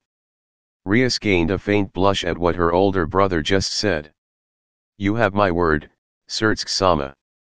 Itachi said with his stoic expression. I am truly grateful. Surtsk bowed his head a bit. After getting praised by everyone, Itachi walked through the corridors where Sana and Rias talked before the fight. He then leaned his back up against the wall and began panting. Now that fight was way too close. Itachi uttered, and then placed his right hand over his right eye. At least my Sharingan has reached its 3-tomo state, that's a plus. Itachi uttered, but one thing was made clear after today's fight with Saraorg: he needed to build up his physical strength as well, besides just his magic power. Maybe even develop a spell that will make it easier for him to deal with the likes of Saraorg or anyone worse. He was now, however, one step closer to his goal, to become the strongest and find a way to bring peace. Itachi was back in Ajuka's lab along with Sirafal, Surtsk, Rias, and Sana were even there. Ajuka was inspecting Itachi's eyes with the same machine. He had the goggles on, and the computer had an image of his eyes and his head in virtual form, with numbers going down on the side of the screen. Rias and Sana had a look of concern, as when Sirafal had declared that she would take Itachi to Ajuka's lab to examine his eyes, the two young girls had declared that they would come with them. And Surtsk tagged along because he had an interest in what was going on and what Itachi's eyes were if they weren't a sacred gear. They have evolved even further. They seem to carry even more power now than ever before. But it still doesn't seem to be the end of it, like there is more for you to evolve. Ajuka analyzed and tapped on the keyboard. It's clear that it's not a sacred gear, nor does it seem to be a mutation of any kind. Ajuka-sama, is Oni-sama going to be alright? He is not in danger or anything, right? Sana asked with her voice filled with concern. Yeah, is he going to be alright? Rias also asked with her voice filled with an equal amount of concern. He doesn't appear to show any sign of being in pain or in danger. It seems to work like any normal spell. He uses it and it drains some of his magic power and energy. Maybe this is something he was specially born with, maybe some god or another all-powerful creature decided to give it to him, or it could be the start of a new type of demonic power. Ajoka kept analyzing when suddenly he stopped and looked like he came to realize something. Of course. Why didn't I think of it before? Ajoka instantly began typing something into the computer and everyone looked at him in confusion. Even Itachi started to wonder what was happening as he could not see because of the goggles over his eyes. What do you mean, Ajoka? Surtsk questioned, watching his close friend looking really intrigued about whatever he had just figured out. Ajoka-chan. Don't leave us in the dark. Have you figured out something about it? Tan's eyes. Sirafal questioned as she didn't like to be kept out of something that involved her younger sibling. Aha! I thought so. Ajoka said, glaring into the computer as a DNA line from Itachi was on the computer screen with a few parts zoomed in upon. What? What is it? Rias questioned, getting a little annoyed of not knowing what was going on, and Sana shared the same feeling. This. Look. It's all over his DNA. We have just witnessed the birth of maybe a new demonic power for the Citrai family. Whatever that eye is, it will go down from generation to generation, meaning his children, grandchildren, and great-grandchildren etc. will inherit this power from him. Ajoka said, pointing at various points in Itachi's DNA. Itachi began to feel a little concerned. That would mean that his future children might need to take each other's eyes just to not get blind from overusing the Mangekyou if they ever were to achieve it. It could once again create an endless circle of hatred. He didn't want that. He didn't want such a fate for his future children and grandchildren. No, maybe with the advanced technology and with magic, maybe, just maybe he could find a way to prevent that kind of fate, by providing his future children, grandchildren, and great-grandchildren with a way to prevent them from going blind if they were ever to achieve the Mangekyou. So, what you're saying, is that future generations of the Citrai family will have these eyes? Sirafal asked as she looked closer on the screen herself. Maybe, we should check Sana if she has this kind of DNA in her as well. It could only be for Itachi and his future offspring. Ajoka said, and they all looked over to the youngest of the Citrai siblings. So Tan, sit right here. Sirafal said, pointing at a chair next to Itachi's. I get it, Oni-sama, I will do it. Sana sat down and removed her glasses. Ajoka then brought out a second pair of the goggles and placed them over Sana's eyes. And then on the computer screen, which got divided in two, popped up a virtual image of Sana's eyes and head with numbers going down the screen. Okay, let's see what we got here. Ajoka began typing the keyboard and a line of Sana's DNA popped up on the screen. Strange. What? Surtsk questioned, and with Sirafal and Rias looked closer at the screen. Well, it seems she doesn't have it. In fact, when I compare their DNA, they're very different. I mean, Itachi and Sana are siblings and they do have the same parents, but when I look at this, it's very strange.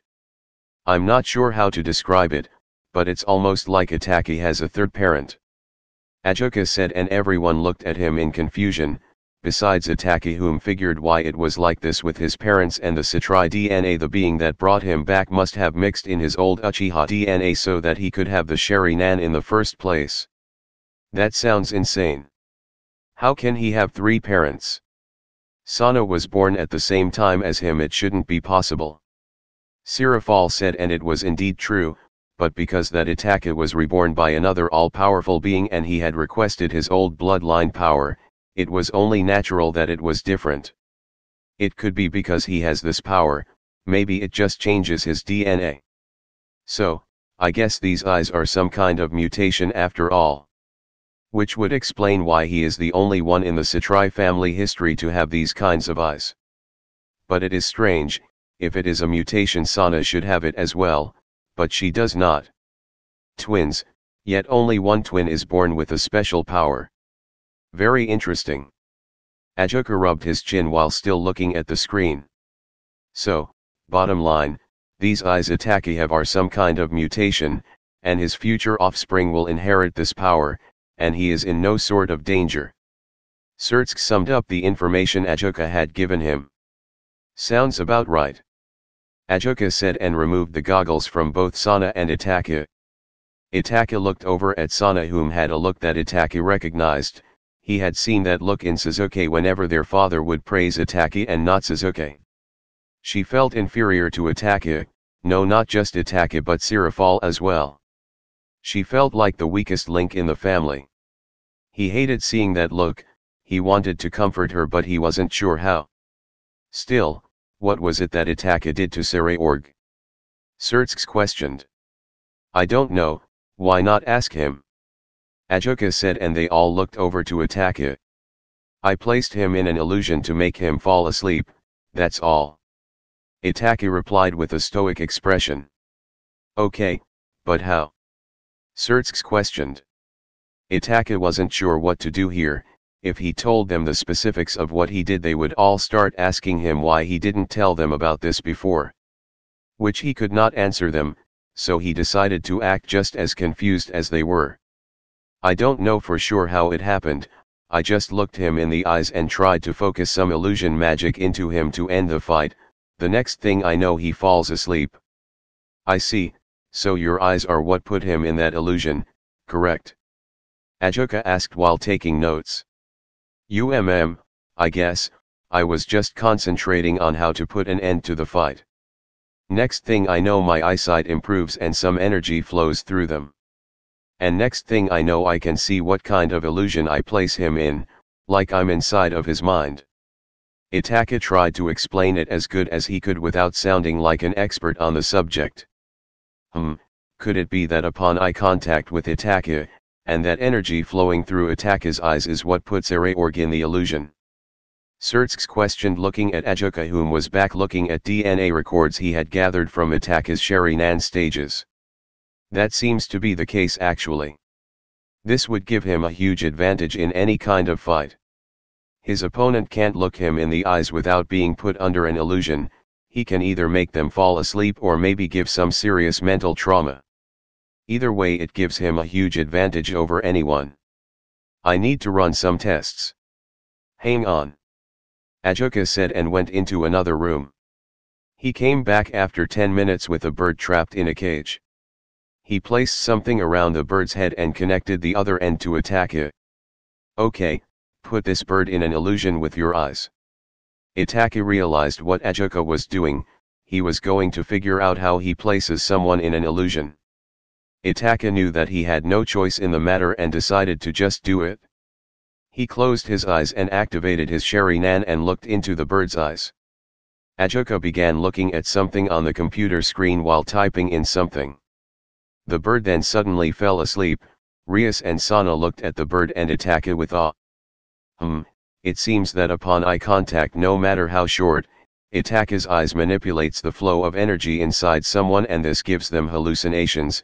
They can be harmless or harmful, like he can go from showing the bird something that makes it fall asleep, or from showing it something like it being eaten by a predator and the bird will feel the pain of being eaten like it's real.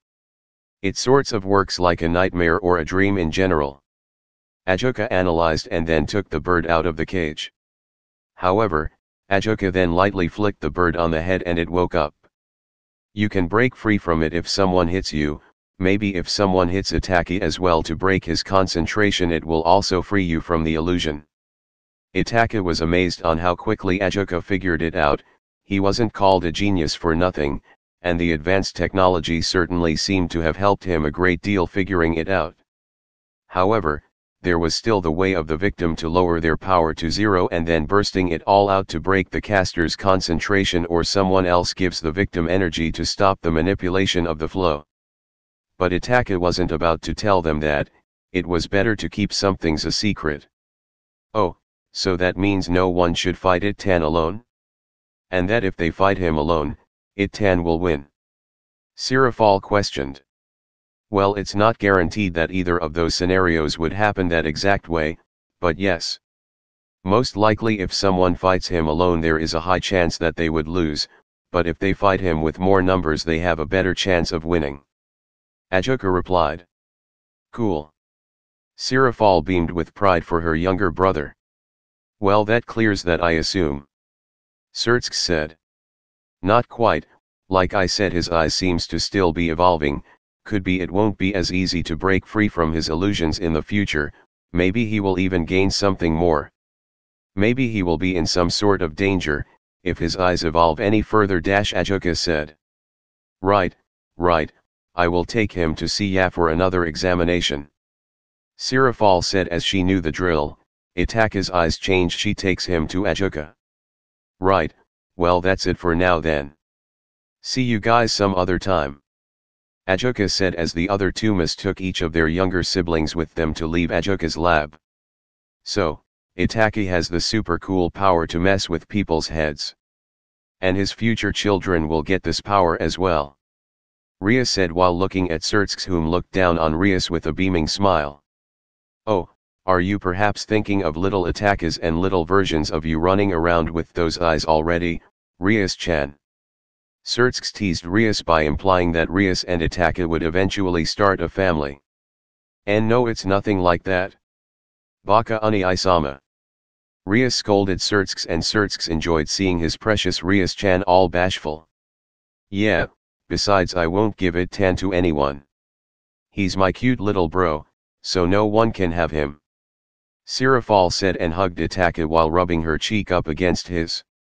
I don't like the idea of giving Rias-chan to anyone either, you know, she's my cute little sister after all. Sertsk said as there was one thing him and Sirafal shared, their love for their younger siblings. Uni-sama.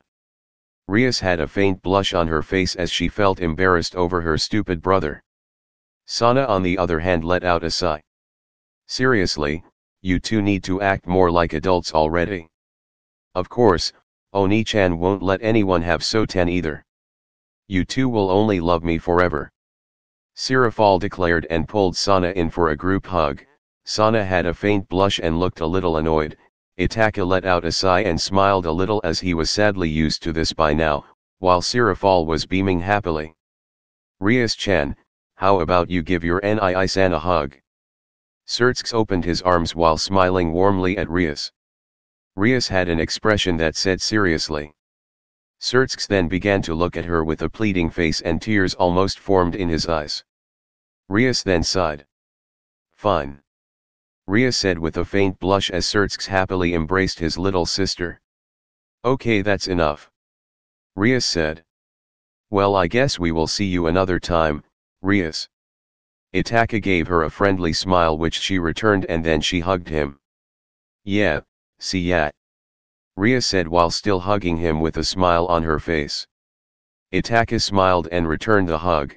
They remained like this for a few more seconds, then Ria said goodbye to Sana and Sirafal for now. Itaki and Sertsk gave each other a handshake, although Sertsk gave him a glare over the fact that Rias hugged him longer than him, which made Itaka's sweat drop a bit. Once they parted with Sertsk and Rias, the Satrai siblings teleported back to the Satrai mansion. Itaka then noticed that Sana still had that look of feeling inferior on her face, and now Sirafal noticed it too. Itaka recalled what happened with Suzuki, and wondered if Sana would end up just the same or similar, unless he did anything about it. So, he placed his hand on Sana's shoulder and looked at her with a warm brotherly smile. We are all special in some way, we all have our own strengths and weaknesses, that's what makes an individual unique. And you are special because you are you, so you shouldn't compare yourself to others, especially us. Itaka said, and Sirafal smiled and looked at Sana with a warm smile before nodding in agreement to Itaka's words. Sana widened her eyes and gained a small smile on her lips, and the three siblings smiled at each other lovingly and with warmth. And this time Sana embraced them both in a hug, and then she released them from the hug and gave them a look that said, I won't make a habit of this, so don't expect me to hug you guys again before walking away. Itachi's sweat dropped while Sirafal just giggled a little, thinking Sana was just the cutest thing ever. Later, Itachi walked into his own dark bedroom. He turned on the lights, and on his desk at the end of the room was a chessboard with all the chess pieces besides a king. He looked at the board and remembered when he and Sana got them, they were evil pieces, and with these they could reincarnate someone into a devil and make them a part of their peerage. Itachi wasn't sure what to do with them. Rias and Sana had already decided to begin searching for potential peerage members, but Itachi wasn't exactly sure. He had nothing against the idea of having a peerage, he was just not sure where to begin to look for one. After a few months since the battle between Itachi and Saraorg, Itachi was in the middle of developing his own spell. He was looking through some various magic books on how to manipulate and improve his water manipulation as a start. There were 3 types of water: liquid, solid and gas. Liquid was something all in the Satri clan could use to manipulate. Then there was solid or ice, which only he and Sirafal have shown the ability to do. Then there was gas or steam, something no one in their family has shown being able to do. There are water particles inside the steam, however no one in the Satri clan has used it. Was it because it was so hard to manipulate? Was it because no one had thought of it? Or was it because they thought the small number of particles in the water was not useful? Itachi knew he had to see the water, being able to touch the water or use magic to create water, to being able to manipulate it in the first place.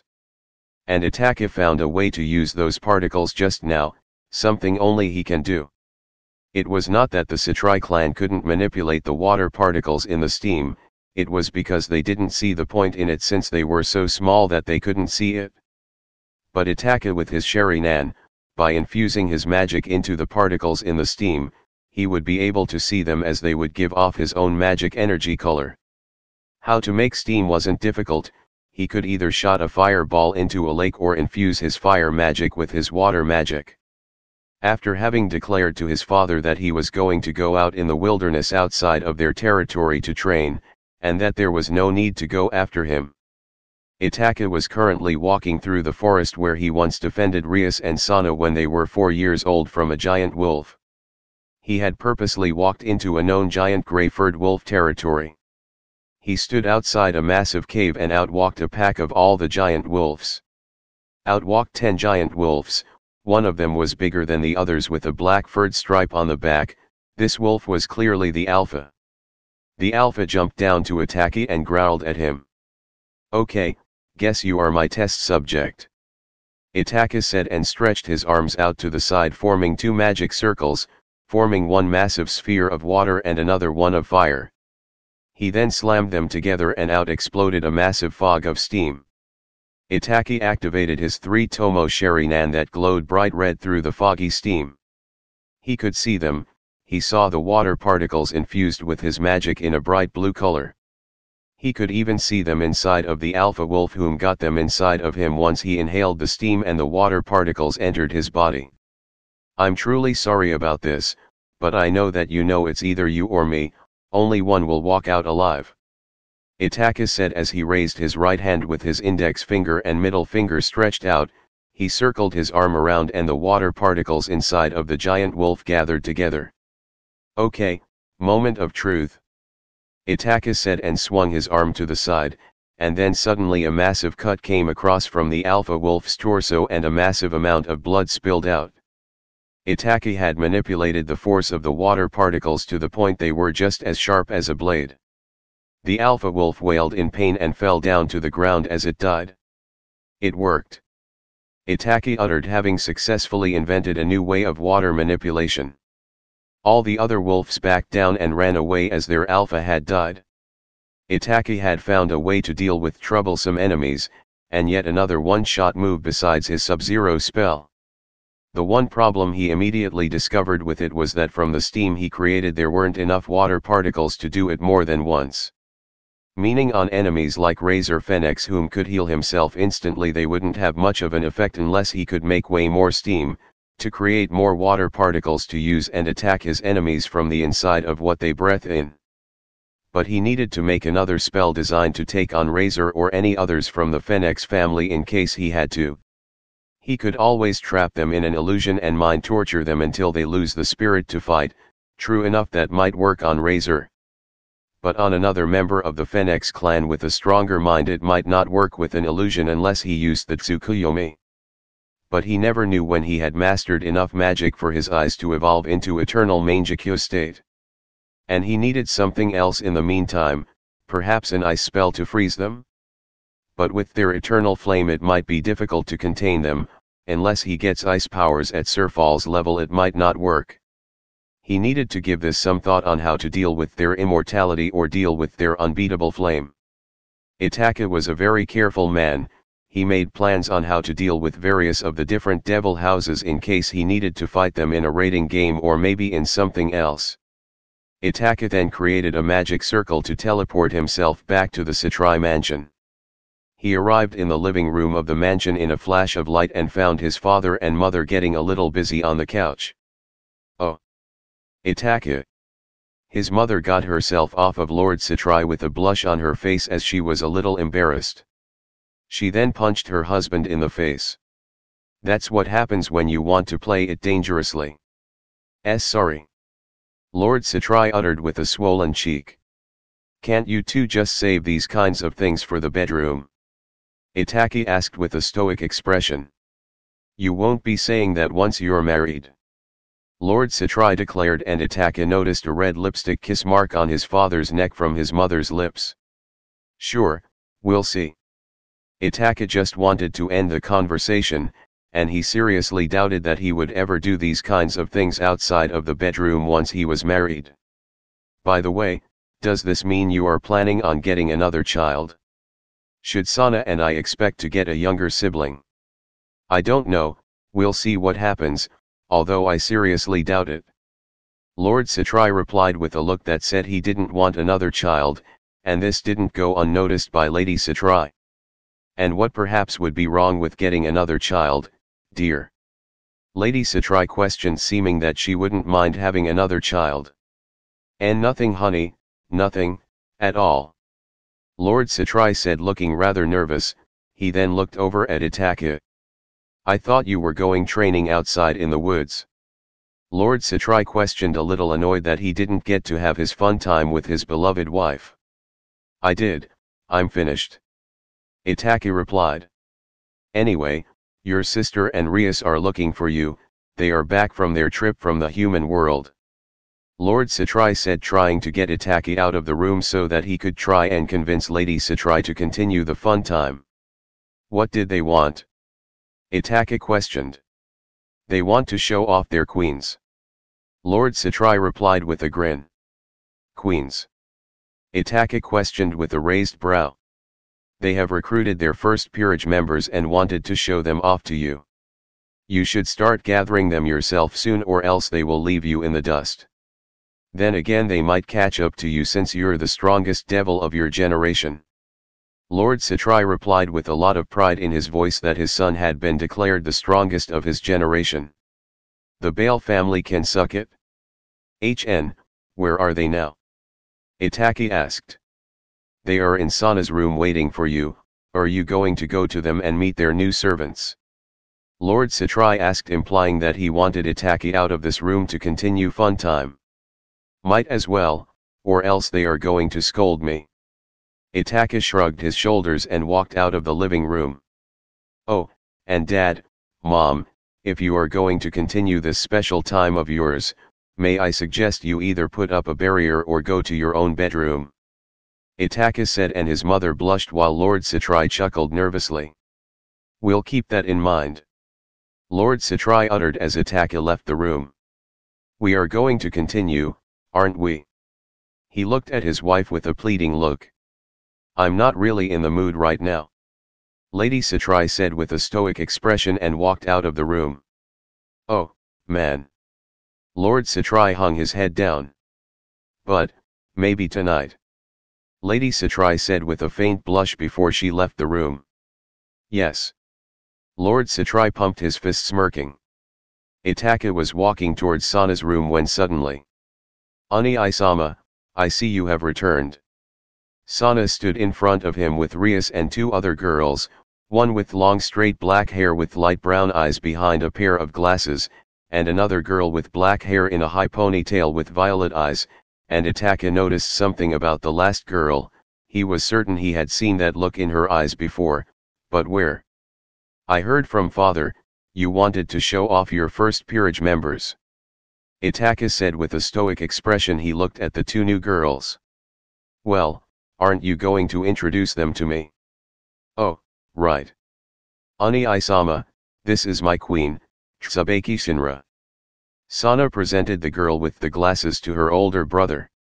Tsubaki looked at Itachi with a stoic expression and bowed politely. Greetings, Itachi Satrai-sama, I'm grateful to be in the service of your household. No need for such formality, and the pleasure is all mine. Itachi said with a warm smile.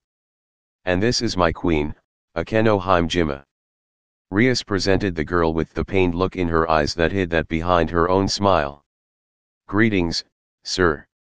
Akeno bowed politely with her smile, yet Itachi could see through that smile and saw pain as he was experienced in seeing people who had experienced pain. Again, no need for such formality, I hope that we can get along. A friend of Rias is a friend of mine. Itachi gave a warm smile to Akeno, making the girl look like she felt more at ease. Told you, he is a good guy. Rias said to Akeno, whom gave a small nod. So, Itachi, what about you? Aren't you going to get a peerage soon?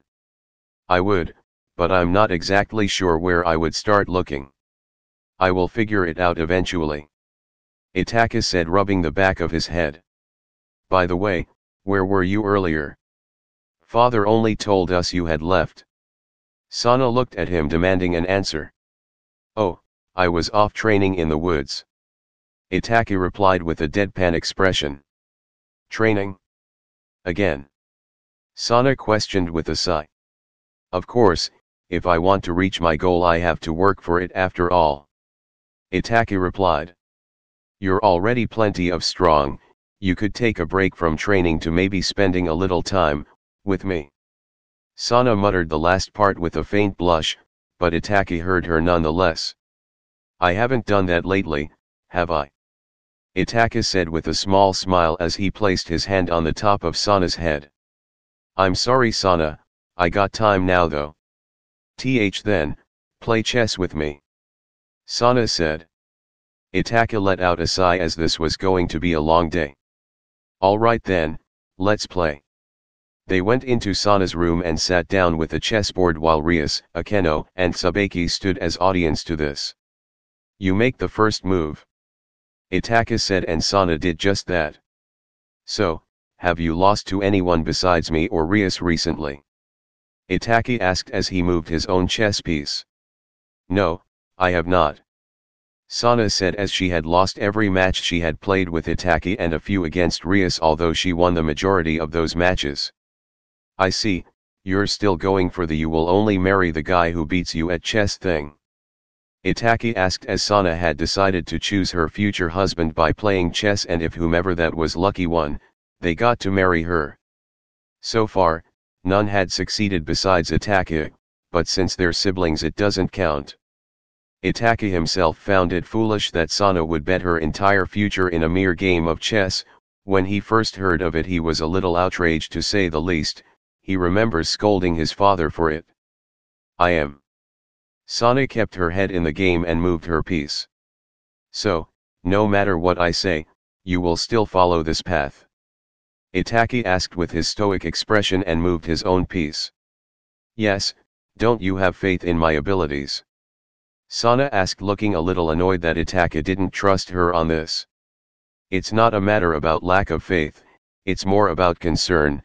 You never know who's out there, and for all you know you may one day meet your match, and end up being married to a guy you don't even like. Itachi replied and moved his finishing move. Checkmate. What? Already, again? Sana demanded, and Tsubaki herself looked shocked at how fast Itachi beat Sana at chess. Akeno was also shocked, as she must have heard from Rias that Sana was very smart. You have never beaten me before, what makes you think it will change? Itachi just looked at his sister with his usual stoic expression. You can't win every time. You're bound to slip up or make a mistake at some point. Sana pointed out, and it wasn't untrue. He knew he couldn't win every time and that someday he might meet his match, be it at fighting or playing chess. He was secretly trying to make Sana realize this herself, that she couldn't win every time either. And the same can't be said for you. Itachi asked, and Sana widened her eyes as Itachi had turned a game of chess into a lecture. I know, but this way I can at least buy some time. Sana said while looking down. Itachi let out a sigh. As long as you realize it. Now, you wanted to play again? Itachi asked with a warm brotherly smile. Hey. I wanna play against Itachi next. Rias declared. Sure, let's go Rias. Itachi said, and he played several matches against all of them, and he didn't lose a single one. But while he was playing, the pain he noticed in Akeno's eyes was bothering him a little, because there was also hate in her eyes, directed at someone not in this room. He had also remembered where he had seen that look before. It was a look he had seen in many shinobi throughout his career in his old world, but mostly he recognized that look from Suzuki. But her look was still slightly different. It was also with angst. She hid her feelings pretty well, as Itachi didn't think he would have noticed had it not been for his past life. He didn't feel like prying into her past anyway. Just as Itachi was about to take his gaze off of Akeno, she looked over at him, having noticed his gaze at her a bit, and her eyes flickered of a little curiosity for a split second. Later Akeno said she had to go to the bathroom, and asked Itachi if he could take her there, seeing as Rias and Sana were in the middle of their chess game. Itachi of course accepted, and they walked out of the room. After Akeno was finished, they were walking back, when all of a sudden she grabbed Itachi's right arm and placed it between her developing yet very large chest, and she looked at him with a seductive look. I noticed the looks you sent me earlier. Could it be that you have possibly fallen for me? Akeno asked with a teasing giggle. Despite this, Itachi remained stoic. Itachi could see this was her way of trying to hide her pain from others, and it seemed as if she wondered if he had noticed said pain in her earlier. And since she seemed to pushing on with that topic, Itachi decided to respond. Is this your way of hiding away your pain? Itachi asked, and Akeno looked taken aback and released Itachi's arm as her face darkened for a second and was then replaced by her fake smile once more. Ara, whatever do you mean? Akeno asked with a giggle. I think you know what I mean. Itachi said as the tension in the air increased bit by bit. Although you can hide your emotions pretty well with that fake smile of yours, I can still see traces of pain in your eyes. Akeno got quiet for a bit yet kept her fake smile up. The eyes are the windows to one's soul, as the old saying goes, huh? I figured you noticed after I saw that look you were sending me. Akeno's smile then vanished as she looked up at Itachi. I thought you were the same as me for a bit, but that would be impossible considering you are a child of a noble devil family. Although I am not the same, I can still understand. I have seen people go through all kinds of pain. It wouldn't be too hard to believe that I can understand you despite my family, considering Ria seems to understand and you seem to trust her. Itachi said, and he could actually understand and relate himself when it comes to experiencing pain. He's had his fair share after all. Rias is my very best friend now, so yes, I trust her. Akeno replied with a smile that seemed real for a split second but returned to a fake one almost instantly. But you can't understand dash. Well, at the moment I can't, because you haven't told me about it. Itachi pointed out, and Akeno then looked a little scared of telling him about it.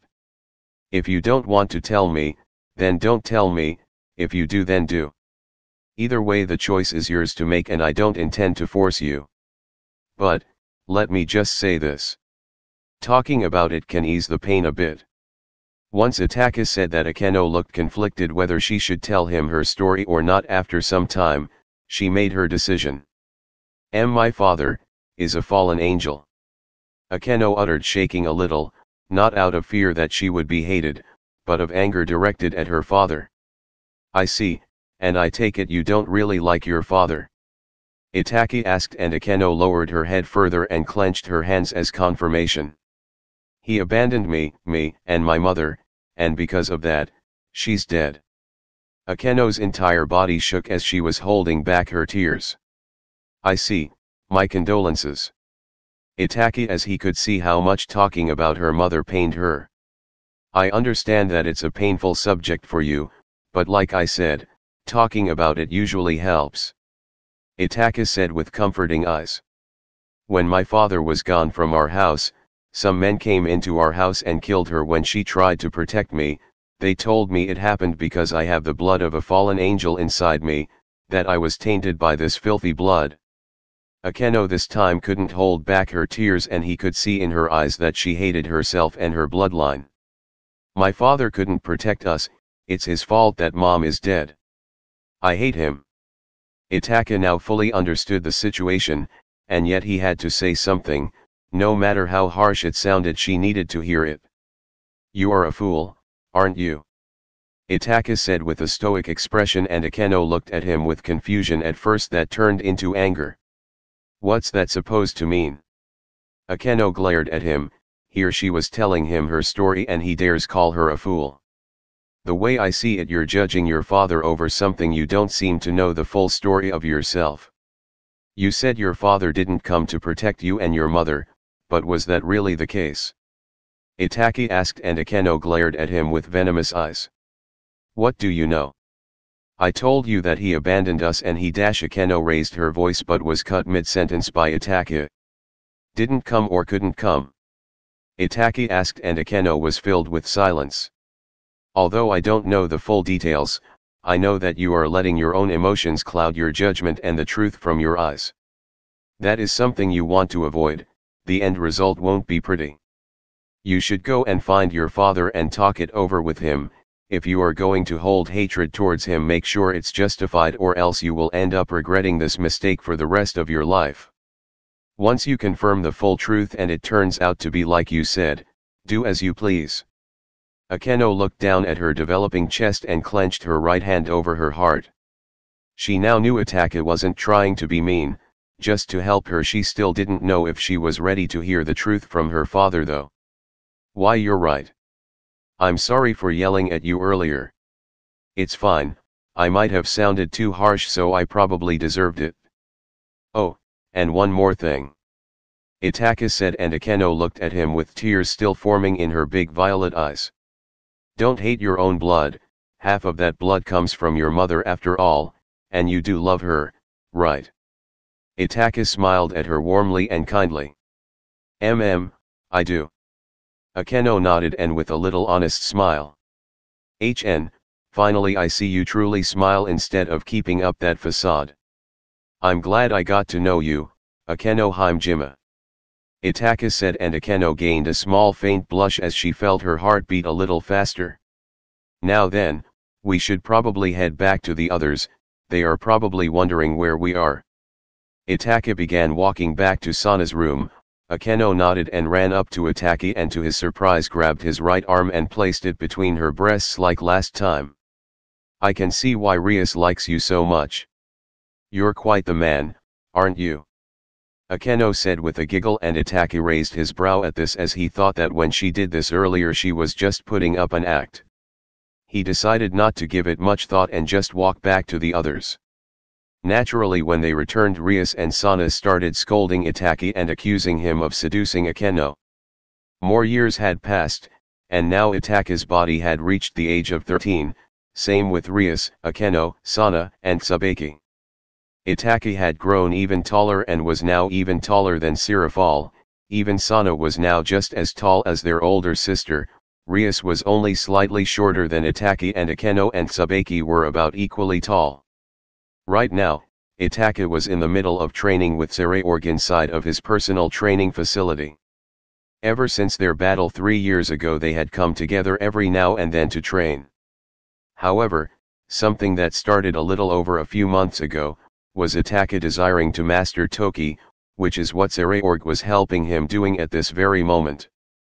Itachi and Saraorg clashed into each other, pushing their arms up against each other. Itachi then proceeded to deliver a kick towards his rival's chin. Saraorg blocked the kick and pushed Itachi back. Saraorg had mastered using Toki through pure training his physical body over the years since he couldn't use his family's demonic power or magic. Toki was something that fell into the category of senjutsu, which required chakra. Although Itachi had discovered there was something called chakra in this world, judging by what it did in this world showed just how much of a difference there were between this world's chakra and his old world's chakra. Itachi had considered studying it, but since it was so different it might not be easy to master, so mastering Toki would be more than enough for now. Itachi and Saraorg kept throwing punches at each other and blocked each other's strikes. Itachi jumped back to gain some distance between the two of them. Saraorg however flared up his Toki aura and charged at Itachi with full speed. Itachi then blocked a punch from Saraorg that sent him flying across the room, and he landed onto his knees. When Itachi looked up he saw Saraorg's fist a few inches away from his face. "Should we call it a day?" Saraorg asked, as they have been training for about over an hour now. "I suppose." Itachi smiled and got back up. They then exited the training room, both looking a little sweaty. "So, how do you feel?" Saraorg asked, wanting to check if the training helped. "I do feel stronger, although I am not quite there yet." Itachi replied as they were heading for the locker and shower room, when on the way they ran into Sana. "Sana, is something the matter?" Itachi asked his beloved little sister. "I came to check if you were done training, Ani-sama, we have somewhere to be." Sana replied, making Itachi raise his brow as Sana didn't say where they were going.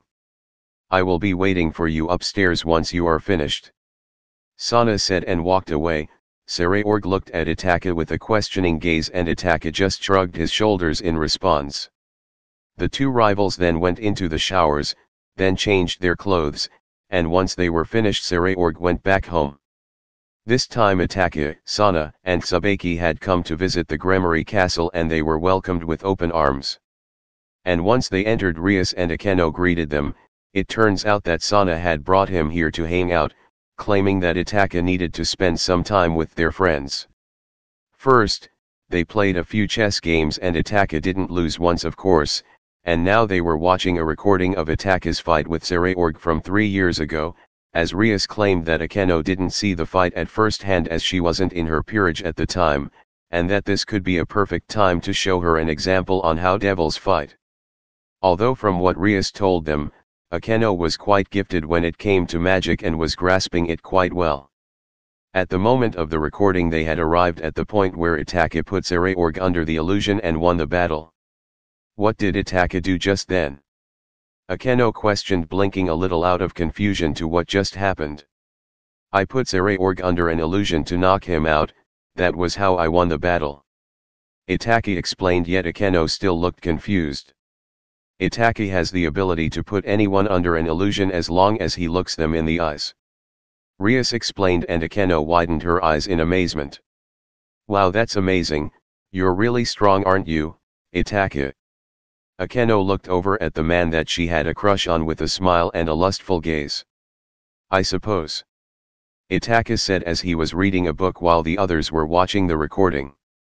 Itachi at the moment had 2 girls that have a crush on him, and he has no idea of it either, not because he was stupid, he had just not paid that much attention to some small advancements they have done towards him, as those advancements were mostly hugging his arms between their developing, yet very large breasts, or asking him to come with them to hang out and do stuff.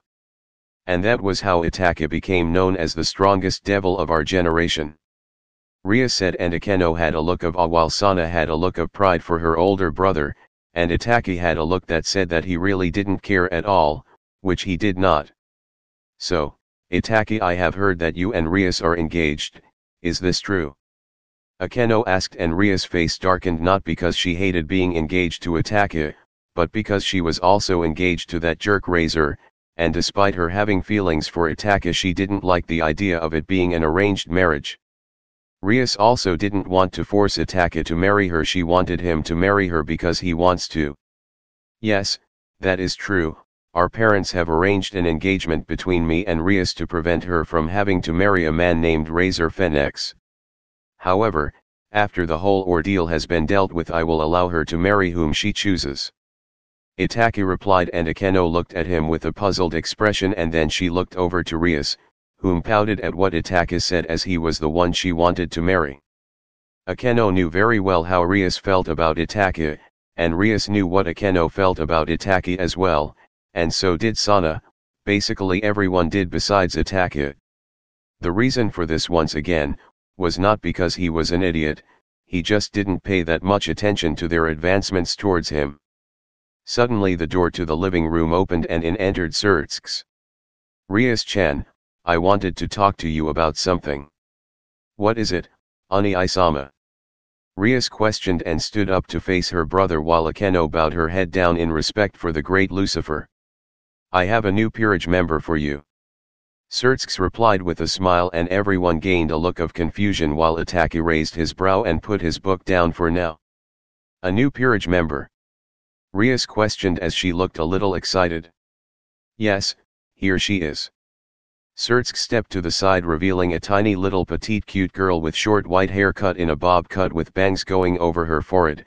Her eyes were golden, her most notable feature being a pair of white kitty ears sticking out from the top of her head and a white cat tail from her bottom. She looked rather nervous and frightened, like a kitten being taken to a new home. She has some special circumstances, so she can't really stay anywhere else. If you wish to know more about these circumstances, you will have to ask her yourself. My name is Chiron. The girl muttered her name in a broken-like voice as she avoided eye contact from any of them. Chiron, nice to meet you. Rias greeted the little petite girl with a warm welcoming smile, trying to make the girl feel more at ease, but to no avail. Chiron didn't seem to like being called by her name, and they all seemed to take a notice to that. Rias and Akeno exchanged looks with one another, trying to figure out what to do. Well, I suppose this matter has nothing to do with us. See you next time, Rias. Sana bowed her head politely. Come, Ani-sama, Tsubaki. Itachi could see the girl had some troubled backstory like Akeno, although she didn't give the same look of hatred like Akeno did, only sadness and sorrow. He figured it would be best for the girl to sort out her own feelings before trying to open up to her, although Rias and Akeno didn't seem to know that as they tried to make the girl talk to them, which resulted in her lowering her head like she was hiding from them. Rias, a word of advice. Might be best to let her sort out her own feelings before you try and open up to her. Whatever she's going through, I doubt you can do anything to comfort her. Itachi suggested to his fiancée. But Rias tried to find a good reason, but she couldn't find any way to argue against Itachi on this and stayed silent. Itachi could have sworn though that the look Chiron was showing looked so familiar to him, then it hit him. She looked like Sasuke when he had found out that Itachi had massacred their entire clan. There is no mistaking it, that look of sadness, the feeling of having been betrayed by someone you loved. Ani-sama. Sana called out for Itachi, breaking him out of his train of thought. Oh, right, let's go. See you guys later. Itachi gave a small wave of goodbye to the girls. Yeah, see you later, Itachi. Come back again soon. Ria said with a smile, although she didn't really want Itachi to leave, and from the looks of it neither did Akeno, although Itachi had already turned away before they started showing that look in their eyes. And as Itachi was walking away with Sana, Chiron looked at Itachi with a small hint of curiosity, as she had noticed the look of understanding in Itachi's eyes when he saw her. After a few weeks had passed, Rias had suddenly called over Itachi asking for help with Chiron. When he had arrived, Rias told him that Chiron had been ignoring her and Akeno for the past weeks and gone off to hide somewhere and only coming out when there was food. And Rias thought there was maybe some way Itachi could help, as she knew he was skilled at tracking animals and people whom are hidden. So, what do I do when I find her? I doubt she will voluntarily return back with me. Itachi said, as it was true, he really doubted Chiron would come back if someone found her and told her to do so. Just please find her, I'm worried sick about her. She is my new rook after all, and a part of my household. Rias said with pleading eyes. Itachi found it a little difficult saying no to Rias, especially whenever she would look at him with those eyes, and then he gave in and let out a little sigh. Fine, where was the last place you saw her? Itachi asked, and Rias guided him to the living room saying she had come here to eat snacks and then ran off. Truly this girl reminded Itachi a lot of a kitten, and he remember his younger days back in Konoha when he would hunt for cats for that old cat lady. And if this girl was this much like a kitten, maybe she thought like a kitten too. Itachi walked outside on the balcony on the top floor. Rias and Akeno followed him closely, and when he walked out on the balcony they were surprised when he suddenly leaped up to the rooftop of the Gremory castle. The two girls took out their devil bat wings, with Akeno having one devil wing and one fallen angel wing. They then saw Itachi just standing there and they landed next to him and looked at him in slight confusion. What is it? Itachi? Rias asked. Did you find her? Akeno asked. Up there. Itachi said and looked up on the top of a tower, seeing little Chiron dressed in better clothing than from the last time he saw her. She was sitting on the top of a tower while looking at the full moon with her tail moving back and forth like a kitten's. Rias was about to call out to her, but Itachi stopped her from doing so. If you call out to her you risk scaring her off. Itachi said at this point, threatening this girl like she was just a kitten. You know she's not a cat, right? Rias asked with a sweat drop. Yes, but she sure is acting like one. She is a Nikomata after all. Itachi said with a small amused smile and brought out his wings. What are you doing? Rias asked. I'm going to go and talk to her, what else? Itachi replied and flew up towards the tower at immense speed. Chiron's ears suddenly twitched as she knew Itachi was approaching. She turned around but didn't see anyone. Looking for me? Itachi was behind her and she swiftly turned around looking ready to run. Come on, let's sit. Itachi said, patting on the spot next to him. Chiron moved carefully towards him, while looking at him confused. What do you want?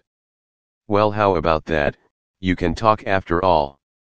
And here Rias told me you hadn't said a word in over a few weeks. Itachi said and once again patted on the spot next to him. I just want to have a little chat, that's all. Chiron looked hesitant and backed slightly away from Itachi. I won't bite you or anything, so just sit.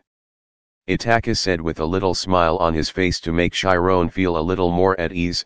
It worked slightly as she at least sat down, just a little further away from Itachi. Now then, want to tell me what's bothering you? I take that as a no. Then I guess I have to guess what your problem is. Itachi said, and the girl still avoided eye contact with him. Someone you trusted and loved betrayed you and now you feel sad, right? Itachi asked, and Chiron flinched with her eyes widening a little. I take that as a yes. Now if I were to guess who this person was, I would say either a parent or a sibling. Itachi noticed Chiron flinching at the mentioning of the word sibling. Sibling then, I see. Are you the same? Chiron muttered as she gazed at Itachi slightly. No, but I have witnessed a similar situation before. And read about it in a story?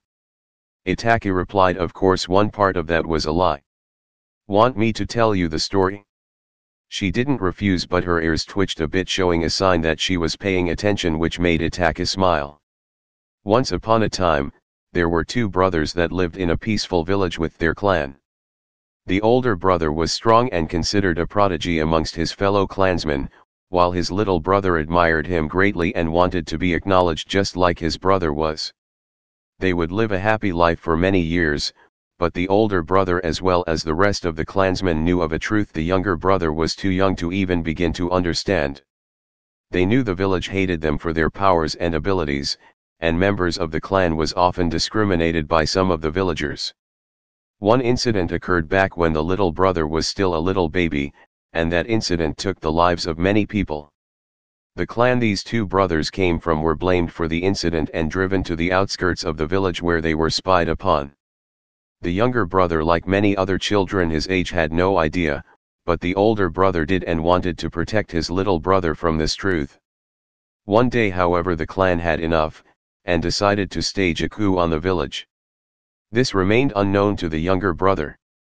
While as the older brother, being the skilled fighter that he was placed in the village's military to work as a spy for his clan, when in truth he was a double agent.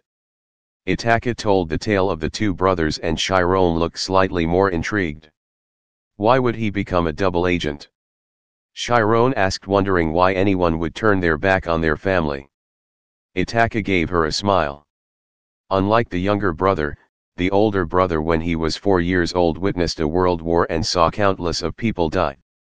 This led him to despise war more than anything, and he knew that if someone as powerful as his clan would try and overthrow the village, other enemy nations would take this opportunity and attack, which would cause a new war. So, in order to prevent it, he worked on both sides to try and find a way to solve this problem without any bloodshed. Shriyan looked a little more intrigued, which made Itachi smile even more. Continue. Chiron said, and Itachi just thought that this girl was a little cute, just like a little kitten. However, things did not work out for the older brother as he had hoped. The clan's hatred and stubbornness had grown too strong, and in the end time ran out. However, one village leader decided to take advantage of the older brother's love for his village and his younger brother and gave him a choice. Either side with the clan and launch the coup and die along with them and along with your younger brother. Or side with the village and prevent the coup from happening by putting an end to his own clansmen, and in exchange his little brother would be spared, his brother whom knew nothing.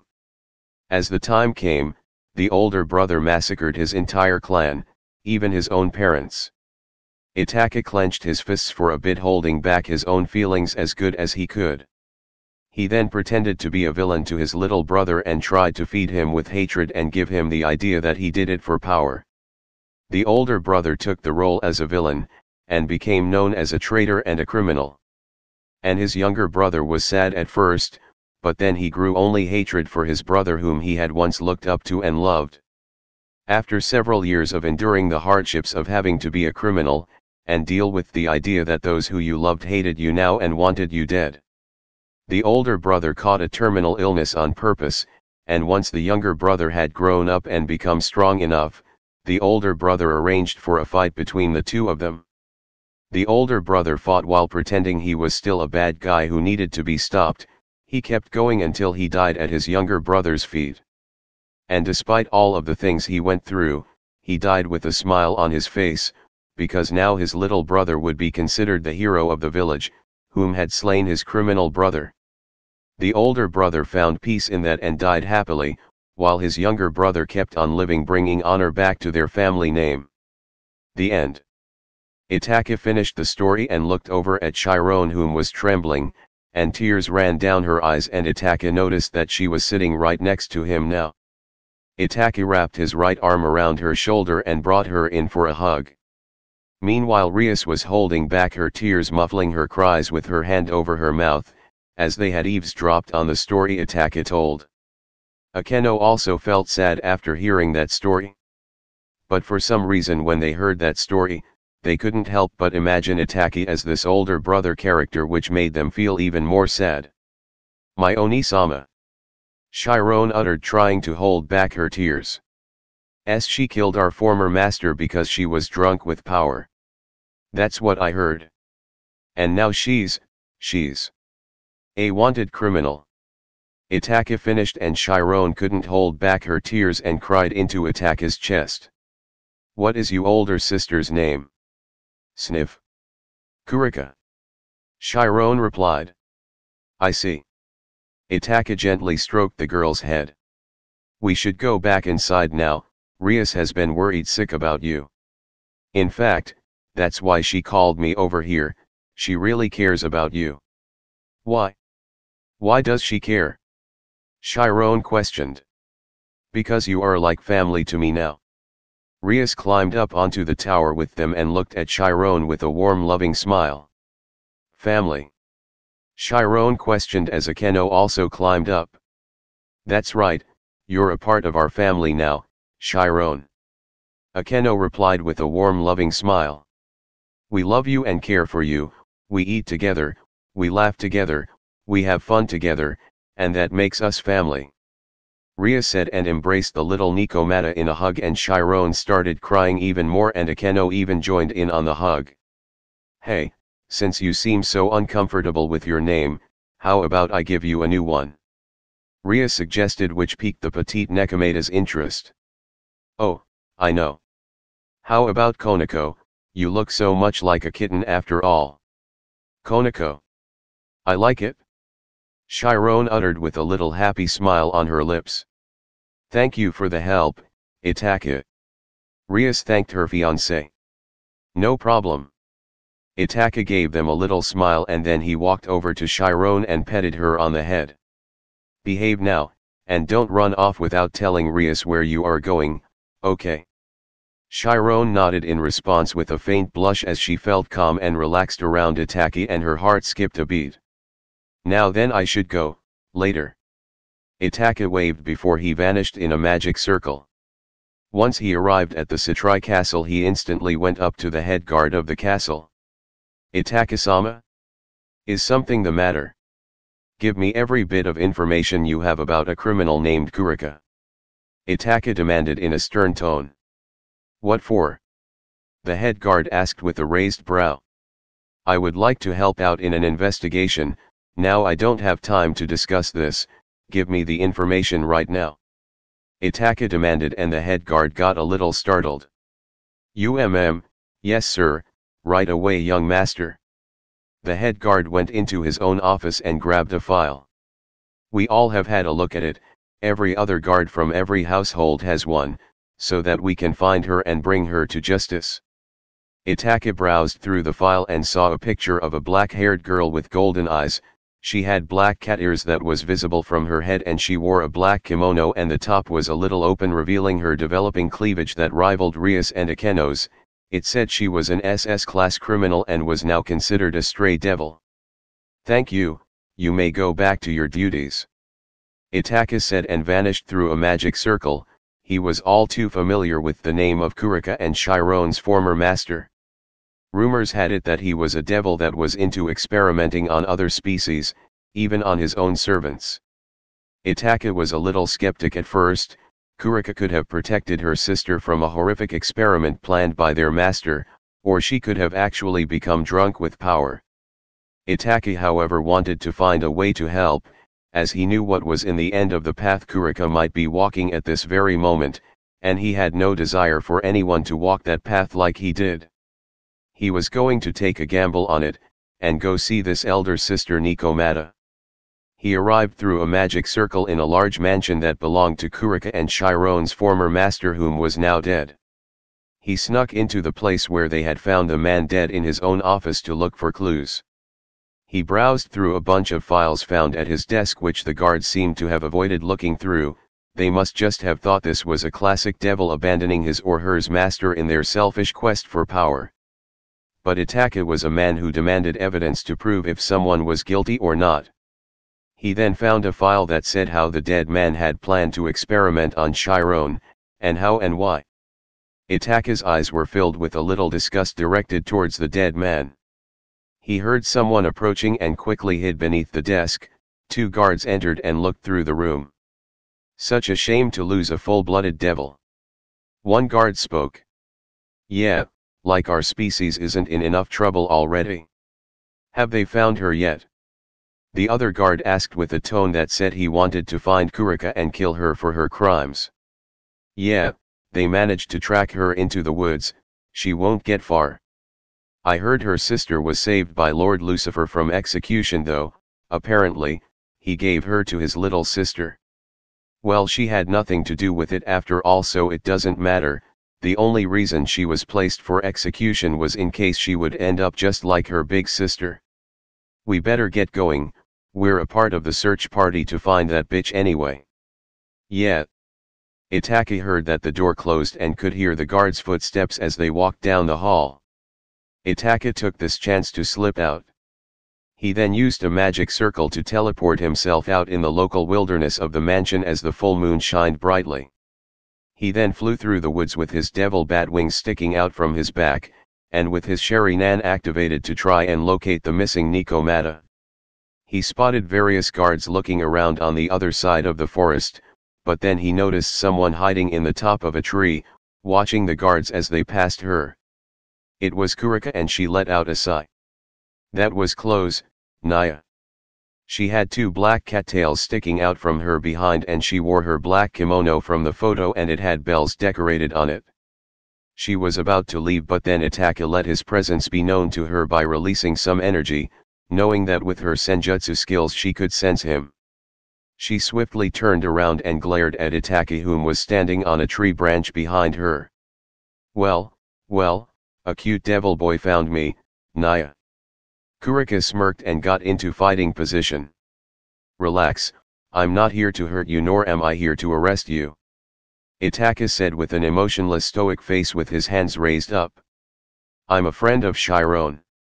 The moment he said that name, he noticed that Kurika's body flinched. And I know why you did what you did. Itachi said, and Kurika was taken a little aback, but she remained wary of Itachi.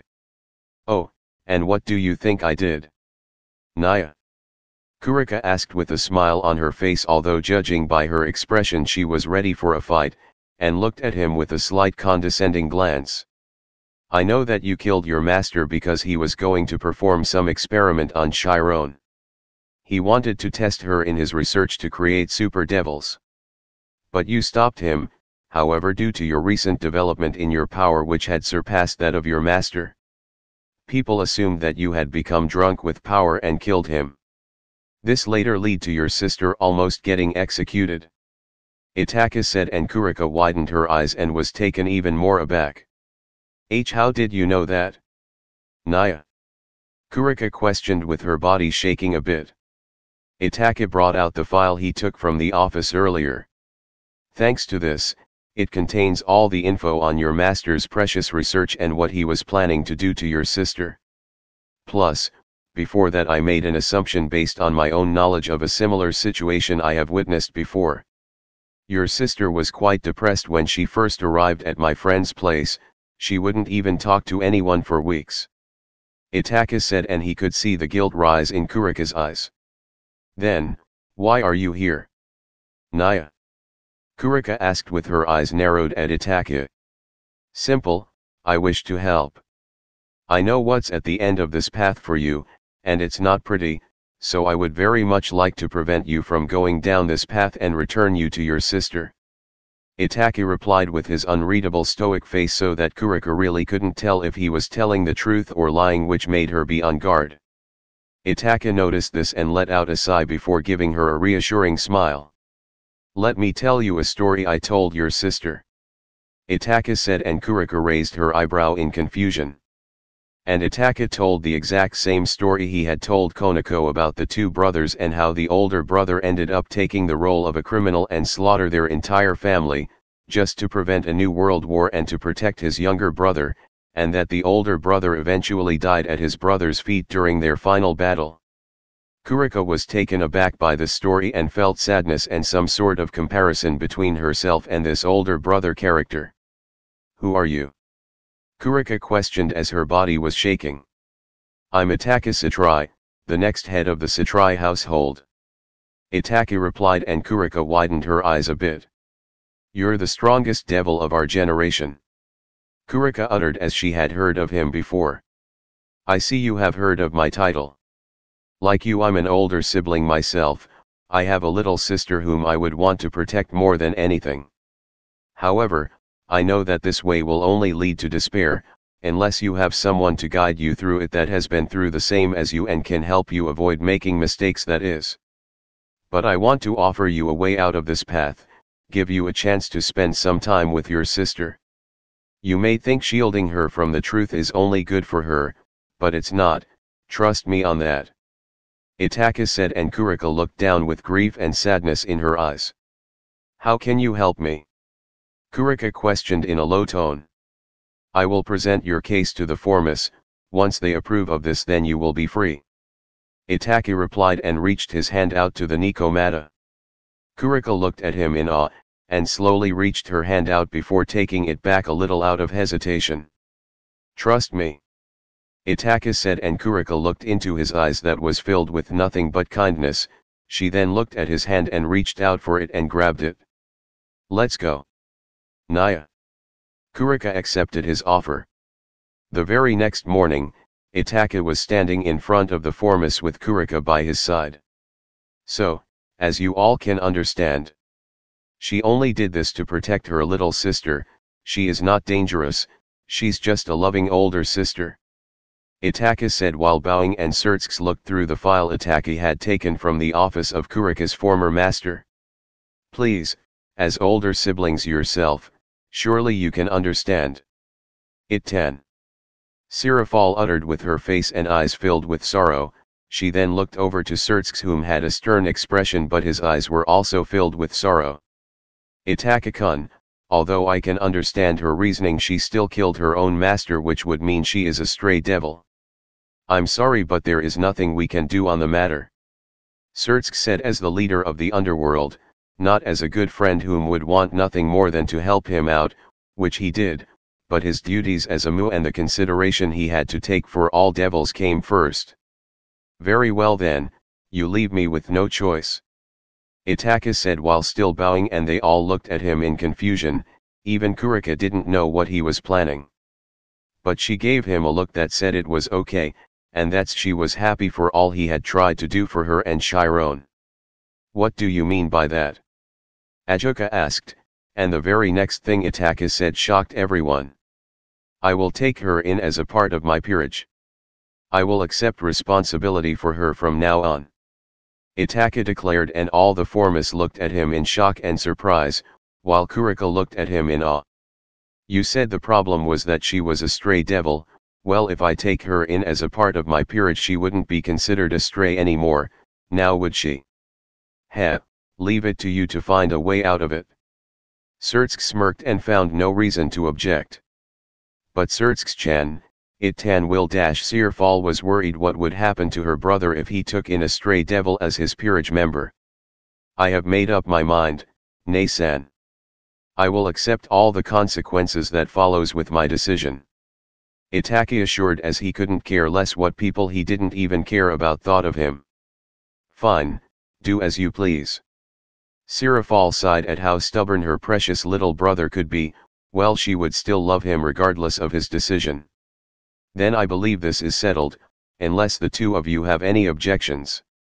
Surtsk looked over to Ajoka and Falbium. None here, Ajoka said with a small smirk. None here either, Falbium said. Thank you all very much, Itachi bowed. As they were walking out of the meeting with Themis, Kurika looked at Itachi in awe over what he did. You didn't have to do all that for me, Naya. She didn't want to cause any problems to Itachi, whom had been nothing but nice to her and Chiron from what she had heard. I know, I wanted to, Itachi replied, and stopped in the middle of the hallway and summoned forth a queen piece in his hand. I know that you originally took 2 bishops from your former master, but I assume since you have grown stronger since then, a queen will suffice more than enough. I hereby welcome you, Kurika, to my peerage and the household of Citrai, Itachi said, and held the queen piece close to her chest as it began to glow, and entered her body. Are you sure you want to waste your queen on me, Naya? Kurika questioned, as she was fine with being given 2 bishops' pieces. I don't consider it a waste. You are powerful enough to take down a high-class devil. You're definitely worth a queen, Itachi said, as the old bishop pieces from Kurika's former master fell out of her body and turned to dust. You are a part of my family now, welcome, Itachi said with a warm loving smile, and Kurika could feel her heartbeats increase. She then gained a smile and jumped Itachi, hugging his right arm between her developing breasts. You have piqued my interests, Itachi-sama, Naya. Kurika purred like a cat while nuzzling her head up against his shoulder. Shall we go visit your sister?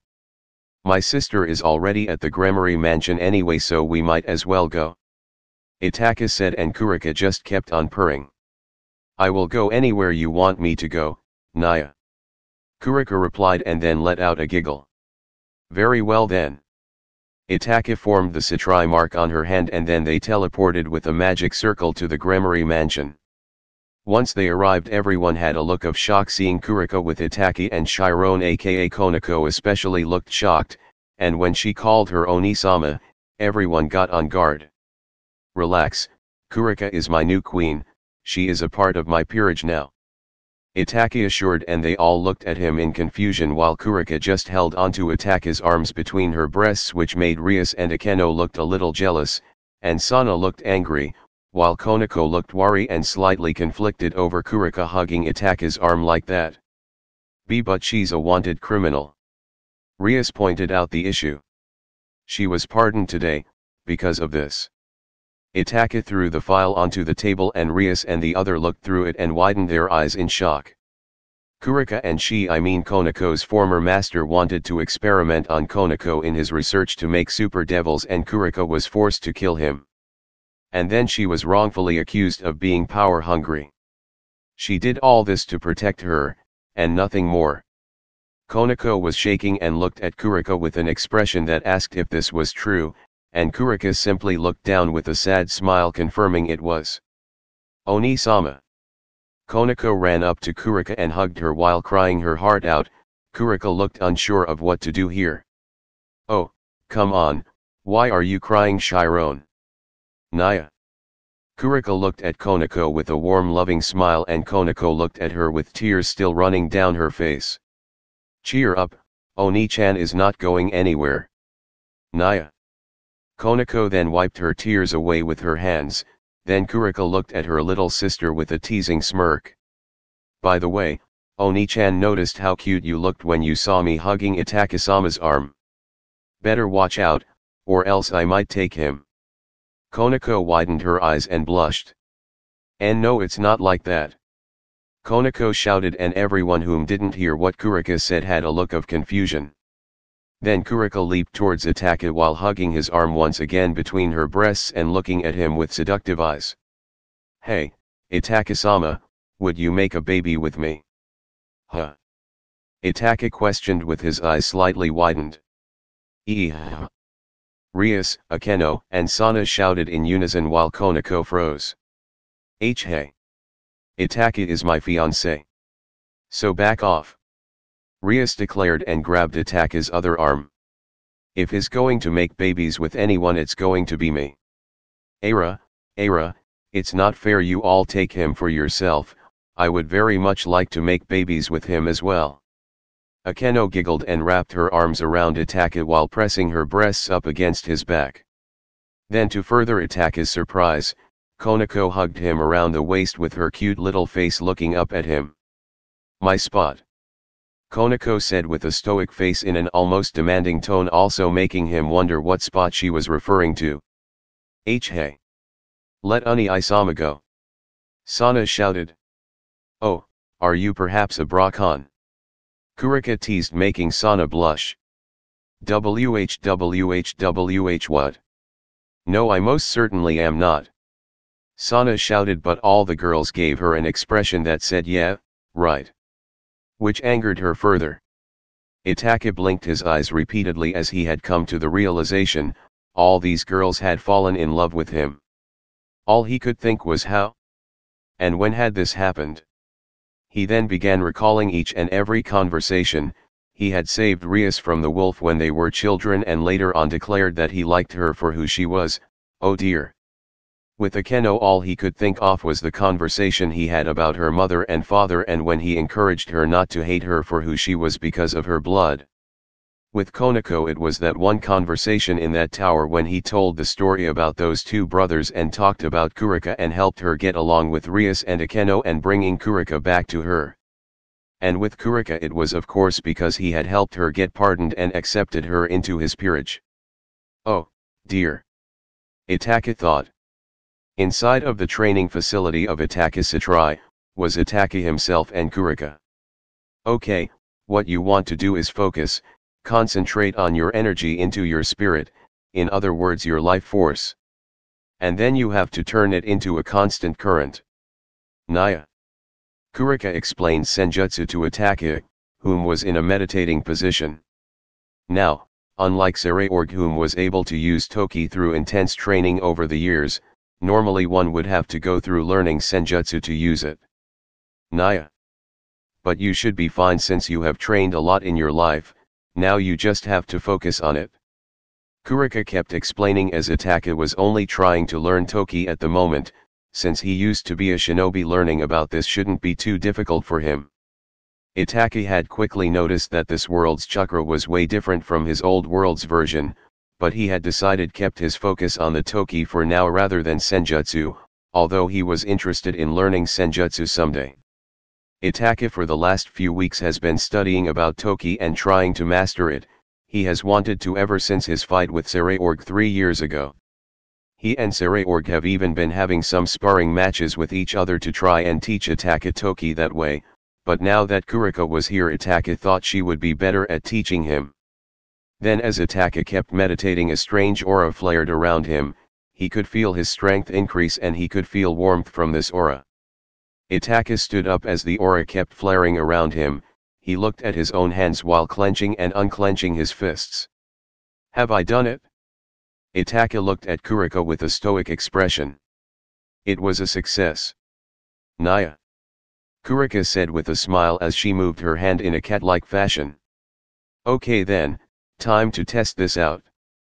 Computer, activate simulator level 60. Itachi shouted as the computer in the spectator room lighted up.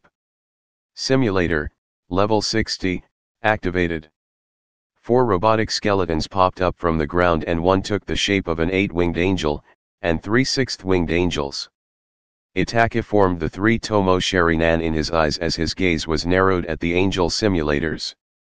Itachi then leaped at even greater speed than ever before, towards the angels and slammed his fist into the gut of one of the 6th-winged angels. And instantly the simulation returned to a robotic skeleton. Itachi looked at his own fist with a satisfied look, and then swiftly turned around and delivered a kick to the second 6th-winged angel, sending it flying into the wall and shockwaves coming from the clash. When the dust cleared, it revealed a robotic skeleton pushed up against the wall that had a crater in it. Without a doubt Itachi's strength had increased. He then turned around and grabbed the last 6th-winged angel by the wrist as it was about to thrust a spear of light at Itachi. Itachi then threw a powerful punch into the angel simulator's face, sending it flying, and just like the last one it returned to a robotic skeleton. The 8-winged angel flew up and formed 2 magic circles beside it that shot out multiple spears of light. Itachi with his new increased speed, and Sharinan moved so fast that he was able to dodge all the light spears without any difficulty. He then leaped up to the 8-winged angel and delivered a kick to its chin, and then Itachi kept throwing a barrage of kicks into the angel, and once they were up high enough, Itachi raised his leg up in the air, and slammed it down onto the angel's cut, sending it crashing down into the ground. And the 8-winged angel turned into a robotic skeleton as it laid in a crater. Level 60 complete, well done young master. Awesome as always, Itachi-sama. Naya. Kurika hugged Itachi's arm between her breasts. Itachi gave a small smile at Kurika, before he suddenly got a call on a magic circle. I see, we have a stray devil situation. Itachi and Kurika teleported to the human world to hunt for the stray devil, and they managed to track it down into an abandoned factory. Why don't you deal with this one? Itachi said. Itachi sat back and relaxed as he watched Kurika easily dispose of a stray devil they had been assigned to eliminate. She stood over the dead body of the stray devil that looked like the mixture of a man and a scorpion. Kurika had blue-like flames coming from her hands that she had used to kill the stray devil. Mission complete, Naya. Kurika winked while moving her hand in a cat-like fashion. Good work. Itachi complimented as Kurika had really proven her worth to him, as she was at least low ultimate class level at this point. Itachi stroked her hair as a sign of her having done a good job and she purred like a kitten. Was there anything else for us to do? Naya. Kurika hugged Itachi's arm between her breasts that had grown even more, and so had that of a certain red-haired Gramarye princess and her queen. Ever since Kurika had shown up, he would wake up in bed with her lying next to him, usually naked and using his body as a body pillow. Rias, Akeno, and Konako would do the same whenever they visited Sana for a slumber party. Ever since Kurika got here and openly declared that she desired Itachi, the other girls had become more aggressive as well. However, Itachi wasn't sure what to do with them, he wasn't even sure what he felt towards them. He knew he considered them as close friends, and he knew that he didn't want to hurt their feelings. Itachi had never been that good when it came to love. Heck, he didn't even know that he loved Izumi until she was gone from his life. No, that was the last one for today.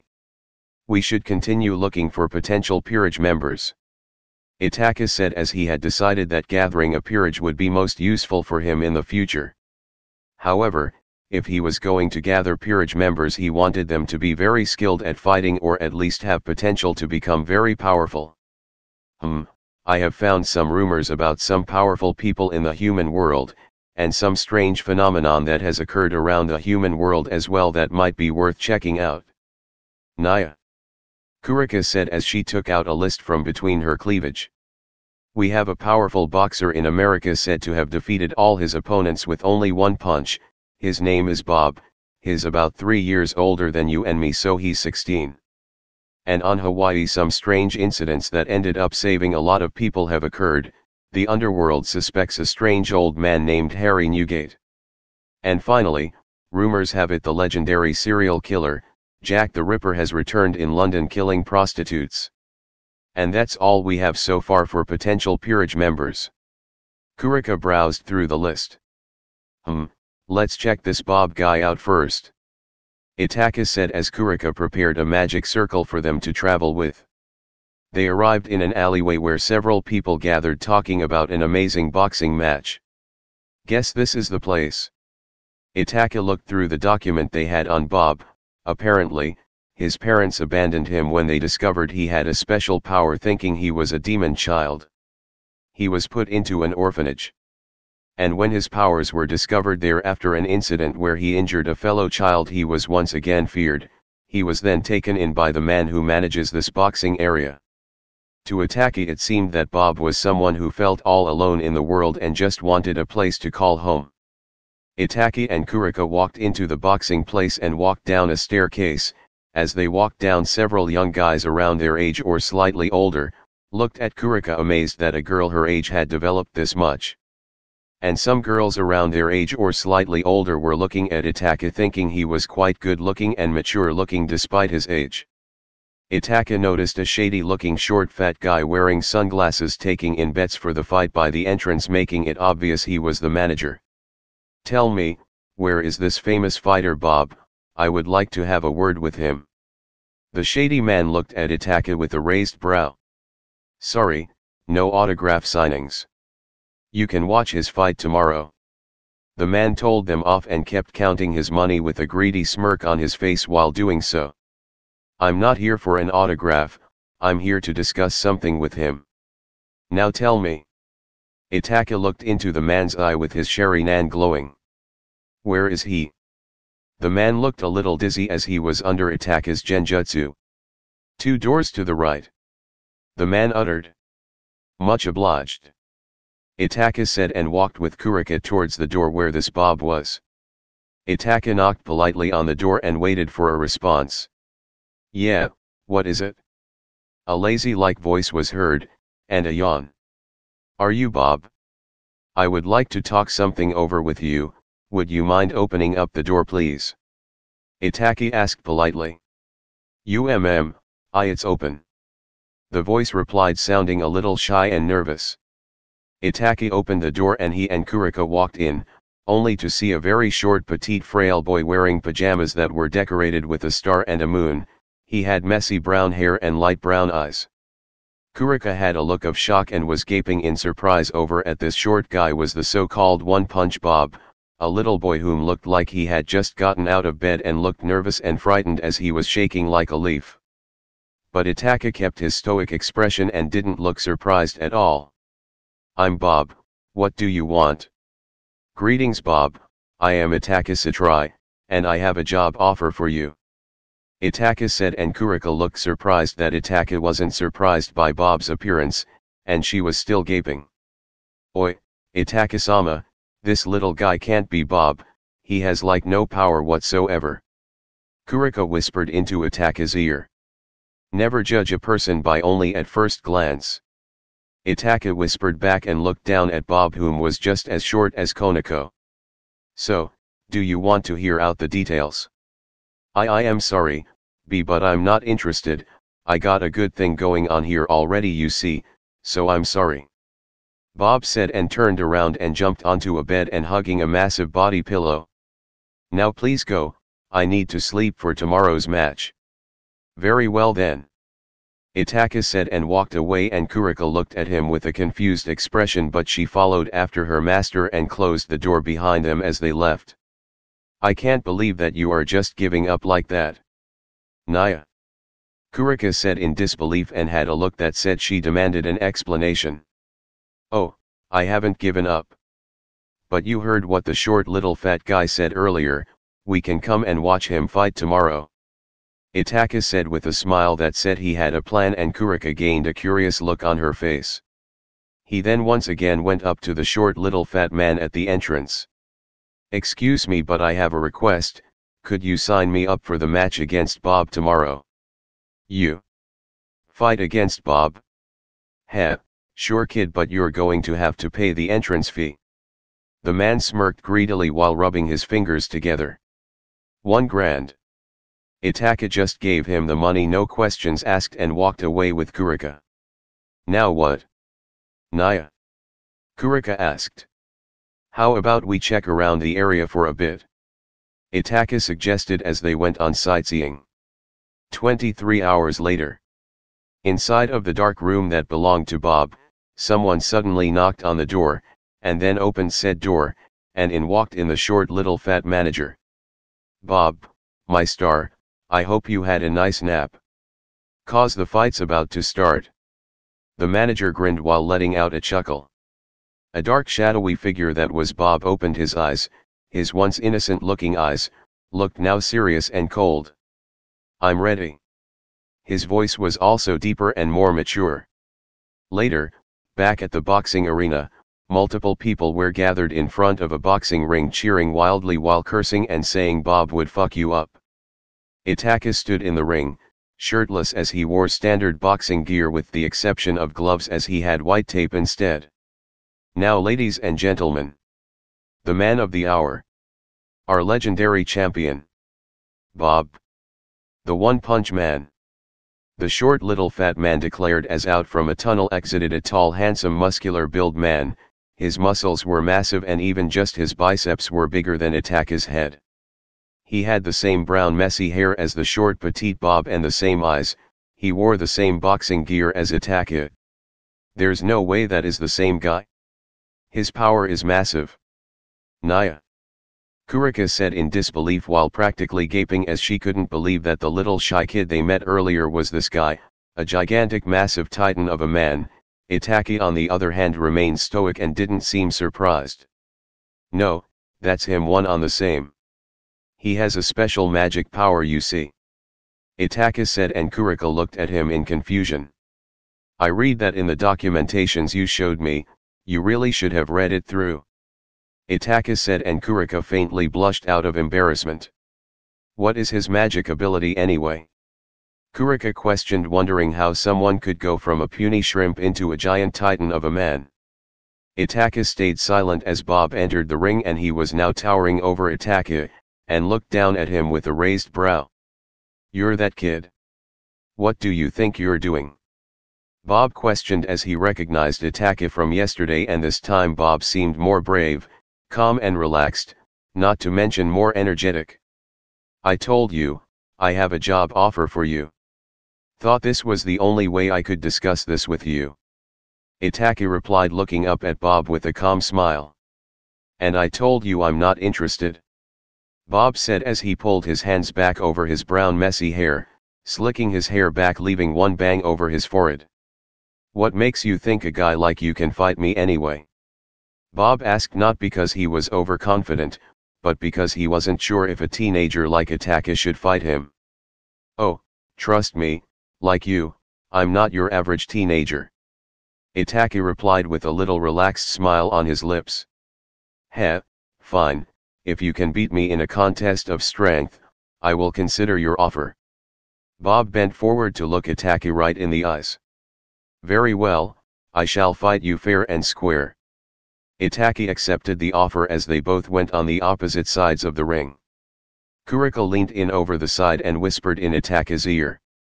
Just finish him off with one of your illusion and let's grab him and get out of here. Naya. That certainly would be the easy way out. However, I gave him my word I would defeat him using nothing more than brute strength. Itachi declared, and Kuriko looked at him in shock, thinking Itachi would have taken the easy way out to finish a fight. So, like what? Only your fists, demonic power, and magic attacks? Kuriko questioned. Yes, that sounds about right. Itachi replied and looked at Bob, whom was cracking his knuckles. Besides, this will be the perfect test to see how strong he really is. He and Bob walked up to each other and got into position, and a cage was lowered around them, then the bell rang. I will end this quickly for you, kid. Bob said with a cold glance as he swung his massive fist down into Itachi's face, sending him crashing into the cage bars, and the crowd cheered. Bob sighed and was about to declare victory, but then he gained a look of shock and surprise. Itachi stood up and looked at Bob with a stoic, emotionless expression as he spitted out some blood to the side. For the first time, someone had managed to stand after being punched by Bob, and he was a mere teenager. You certainly pack a punch, but I could feel you were holding back. I advise you to go all out. Itachi said, and Bob narrowed his gaze at Itachi. Heh, right, like I will fight serious against you. Bob said, but he wasn't really interested in fighting at full power as he was afraid he could kill his opponent. Then suddenly Itachi had a strange aura around his body as he activated Toki, and Itachi then appeared beneath Bob and delivered a devastating, powerful uppercut punch to Bob's jaw, whom looked surprised as he was knocked back a few steps. Itachi then leaped onto the cage and jumped at Bob, hovering over his head, and delivered another powerful punch to his face. This time a little blood spilled out from the giant titan's mouth as he fell to his knees. The audience gasped in shock until they started to cheer again. Like I said, you shouldn't hold back.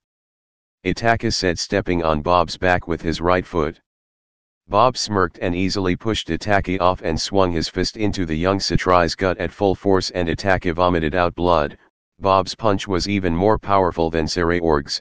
With Saraorg it felt like being punched by solid rock, but with Bob it was like getting punched by a dragon. Itachi quickly recovered, got back up and wiped the blood from his mouth. I see, as expected of storage magic. Storage magic? Kuriko questioned as she witnessed the fight. What did you say just now? Bob questioned with a narrowed, cold gaze. That's the name of your ability, is it not? A magic ability that allows a person to store up power within their bodies. The more they sleep, the more you sleep, the stronger you become. However, the power they store up only remains for a day. If you sleep for more than a day, the power will begin to store up all over again. And you have been asleep for 23 hours now, correct? The maximum limit of your ability.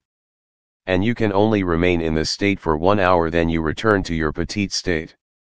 It is said a person's only born with this ability every century. Itachi explained, and Bob looked surprised of learning this, meaning he had no idea what his own power was, just how it worked. Nice story, but this is not story time. Bob said as he suddenly appeared in front of Itachi and punched him in the face with a left hook, then he kneed him in the gut and delivered an uppercut punch to Itachi's jaw. If Itachi wasn't a devil, he would have been knocked out by now. No, any normal devil would have been knocked out by now. If he hadn't been as strong as he was, he would have been knocked out. You said I shouldn't hold back, but what about you? Guess you noticed that, huh?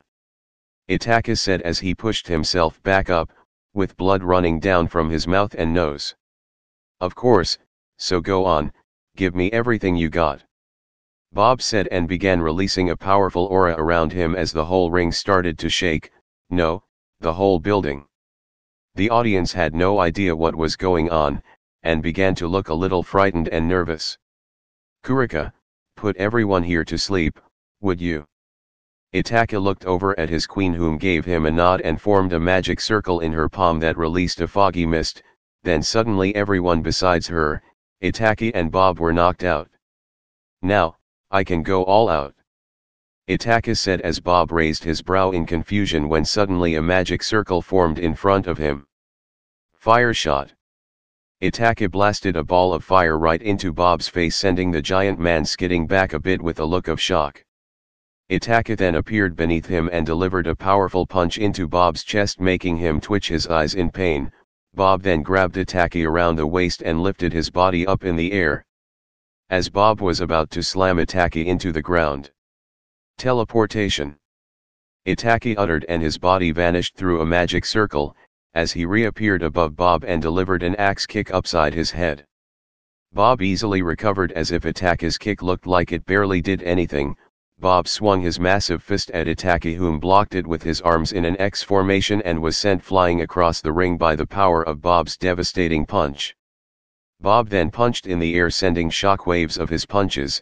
As the shock waves flew towards Itachi, they dragged up a bit off the ring and slammed into the young satyr's body, creating more bruises on his body and making Itachi vomit out a little blood.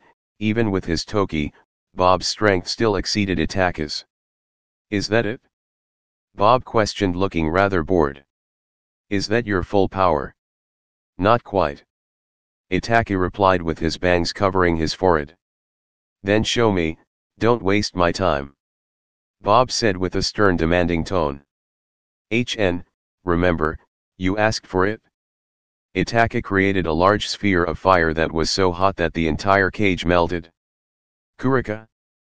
There was a lake in a park nearby, correct?" "Yes, there was." "Naya?"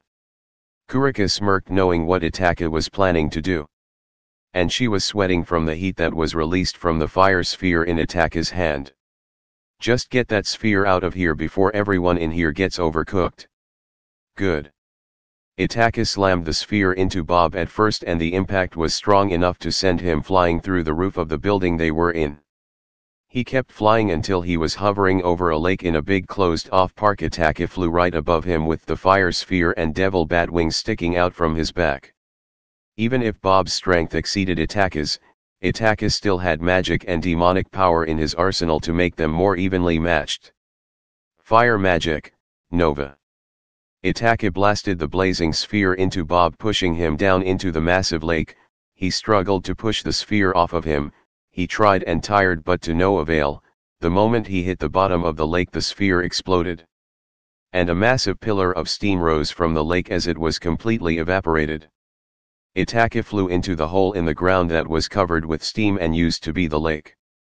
Once Itachi landed, he was hit by a shockwave as Bob walked out from the steam with a few bruises and burn marks over his body. "So, that was magic, huh? Now shall we get serious and finish this?" Bob said with a cold, narrowed gaze as he stood in a stance with his right hand pulled behind his back. Bob then vanished at immense speed and appeared right in front of Itachi.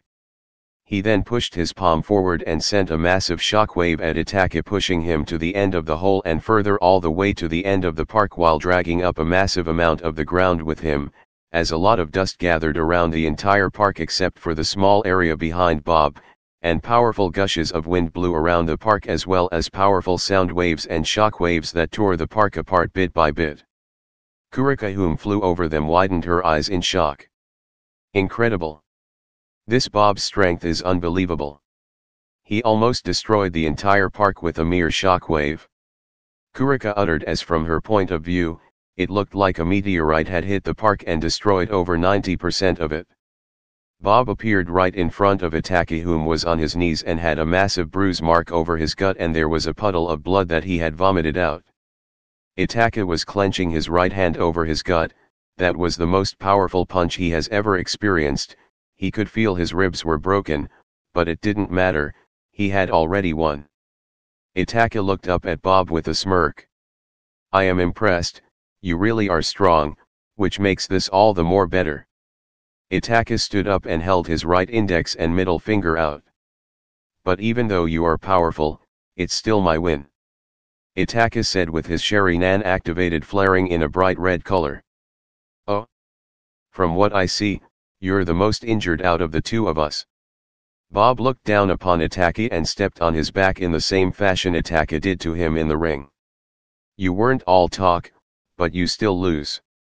Bob said with a bored expression, but he was impressed over Itachi's power, as this was the first time anyone had injured him this badly in his 23-hour state.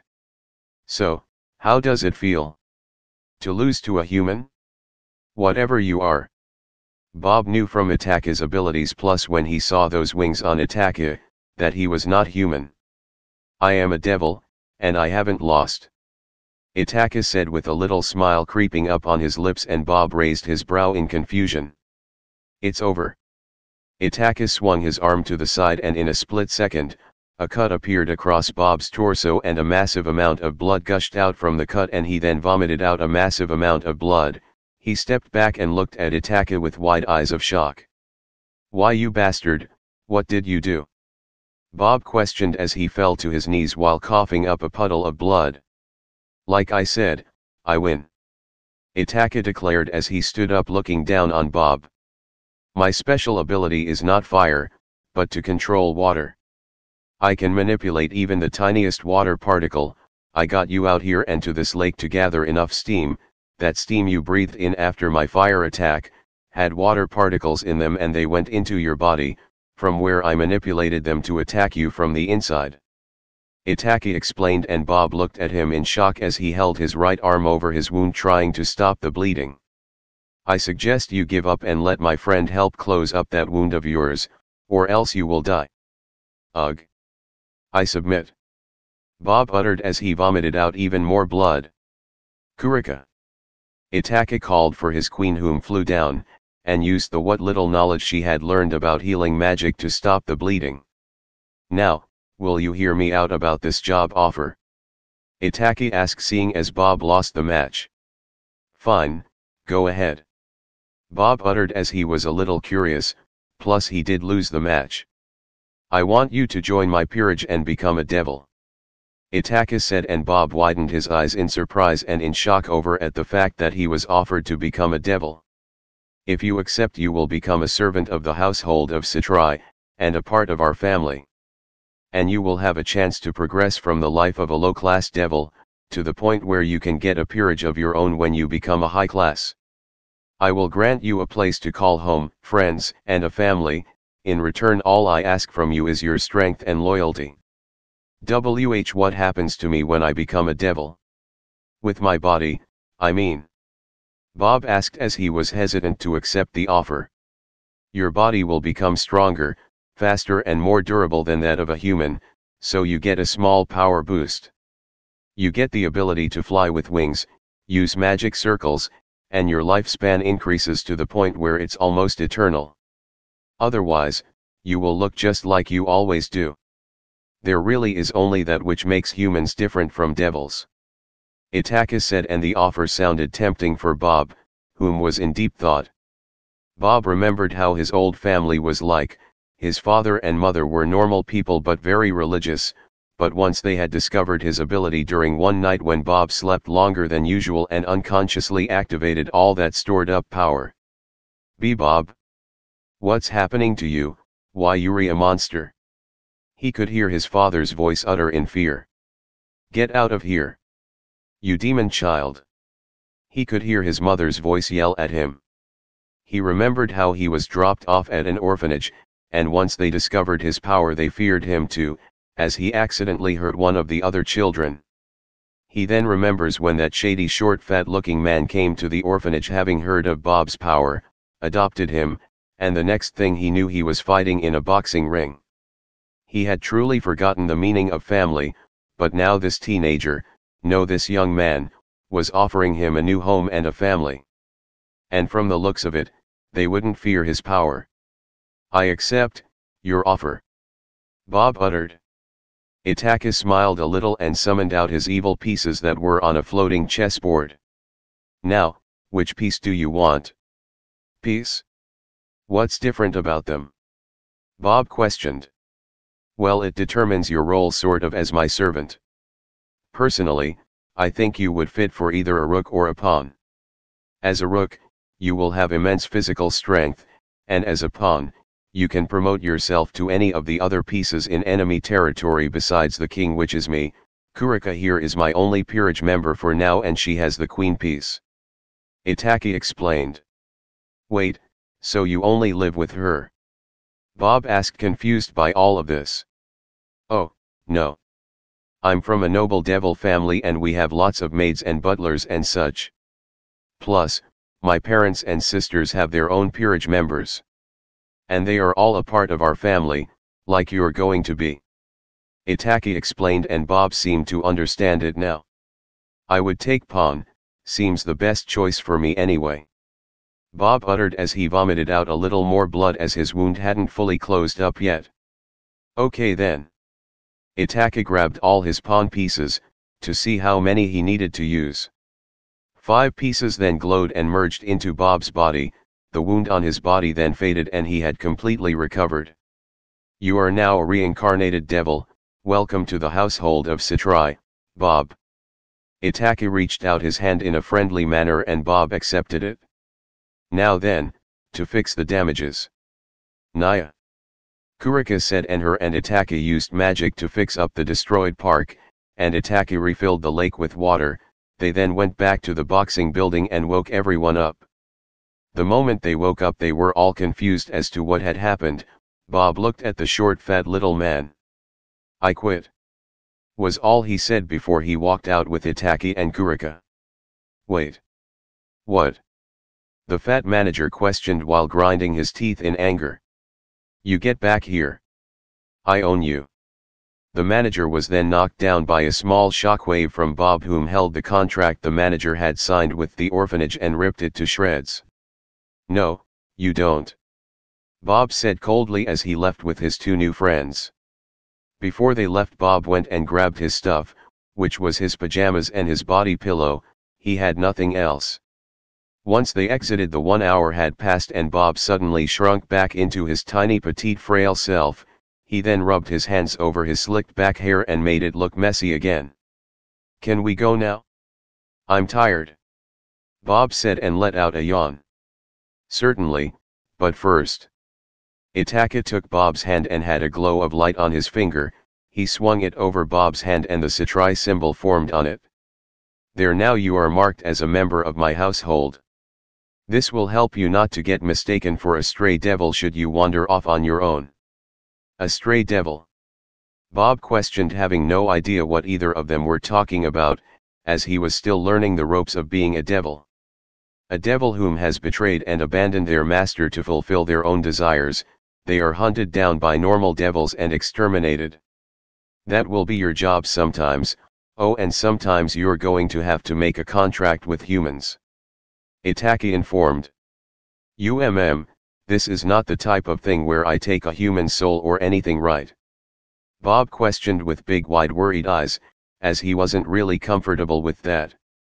That used to be the case back in the old days, but this time you just agree upon a payment. It can be anything really, even money. Itachi explained, and Bob looked a little relieved as he let out a deep sigh.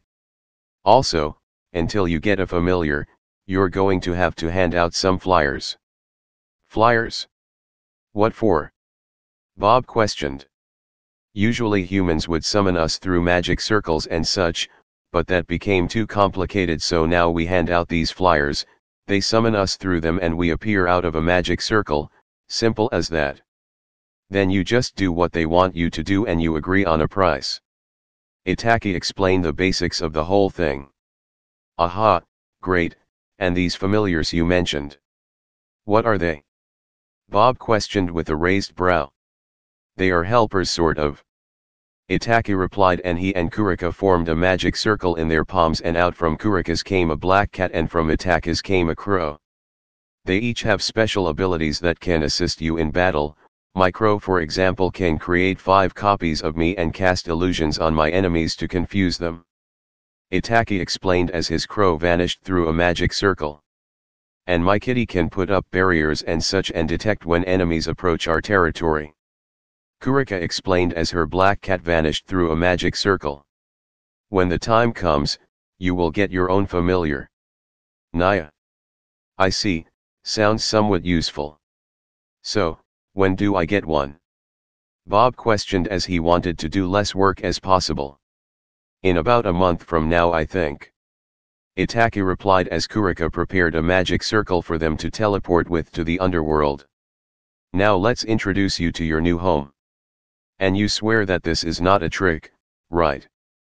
Bob said, and Itachi nodded with a friendly smile, and the frail little boy stepped into the magic circle. And then in a flash of light they were inside of a big castle, the Citri Castle.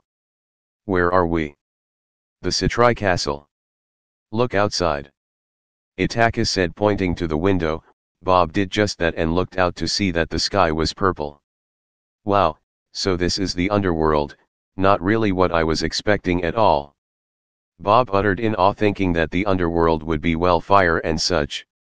Oni-sama, Kurika, I see you have returned. Sana said as she was standing on the second floor looking down on them. Sana, I am home. Itachi said with a little smile at his younger sister. And who might he be? Sana asked as she looked over at Bob, whom bowed politely and nervously. My name is Bob, Miss Sana. I am Sir Itachi's pawn. Bob replied politely while looking a little taken aback at Sana. Oh, so you have a new peerage member? Well then, welcome to the household of Citri, Bob. Sana greeted with a small smile on her lips before she walked away as she had something to do. That was your sister? Bob asked, looking at the spot where Sana once stood. That was my younger twin sister, yes, Sana Citri, the second heir of the household. Itachi replied, and Bob then remembered that Itachi mentioned having sisters. Then what about your other sister? Bob questioned. My older sister, Sirafal, is currently the Leviathan. She's one of the 4 great Satans, which is why I'm the heir of the household, since once you become a Mu you lose the right to inherit your household. Itachi replied, and Bob looked shocked at the mentioning that Itachi's older sister was such an important person. Wait, there's more than one Satan? Bob questioned in confusion. Yes, there is Lucifer, whom is the leader, Beelzebub, Leviathan, and Asmodeus. They aren't the original ones though, as they died in the last war we had with the angels and fallen angels. Itachi replied. Wait, aren't fallen angels the same as devils? Bob questioned, looking even more confused. No, far from it, they are angels cast out of heaven from God, but they still want to serve God by disposing of us and try and take control over the underworld, while the angels are sent from God to wipe us out, so it's a two-front battle for us. Well, not now since the war is over and everything. Itachi explained, and Bob seemed to understand it, well, mostly anyway. Hey, Itachi. You said a person is born with my ability every century, right? Bob asked, looking like he was in deep thought. And if so, will they still be born with the power even if I am alive? Yes, they would be born with it even with you alive. Itachi replied. Then, I will find them and make them a part of my peerage when I become a high-class devil, so that I can help them. Bob said with a determined look on his little cute face. Itachi smiled. That is a good dream. Welcome to your new life as a devil, Bob. What? Bob in his 0-hour petite state ran away from a monstrous stray devil, a gigantic-looking monster with 4 arms with long red fingernails, and a large spider-like lower body, and its jaw was massive with saliva connecting from the massive fangs. I would like some help, please. Bob shouted as he ran away back and forth with the stray devil following close behind. Maybe we should have let him sleep first before we left, Naya. Kurika said as she and Itachi were looking at Bob and the stray devil running back and forth. They said it was urgent. Itachi said with stoic expression as he looked at the screaming petite Bob running back and forth. Itachi was dressed in a sleeveless black tight shirt that made his well-trained body very visible, and it had the blue Citri emblem on the right chest area. He wore black baggy pants tucked into a pair of gray combat boots. You guys are jerks. Help me. Bob shouted with tears forming in his eyes. Kurika. Itachi said, and the Nikomata quickly moved at super speed and dealt multiple blows to the stray devil, and then blasted it with a barrage fire of blue flames. The stray devil howled in pain as it fell on the ground.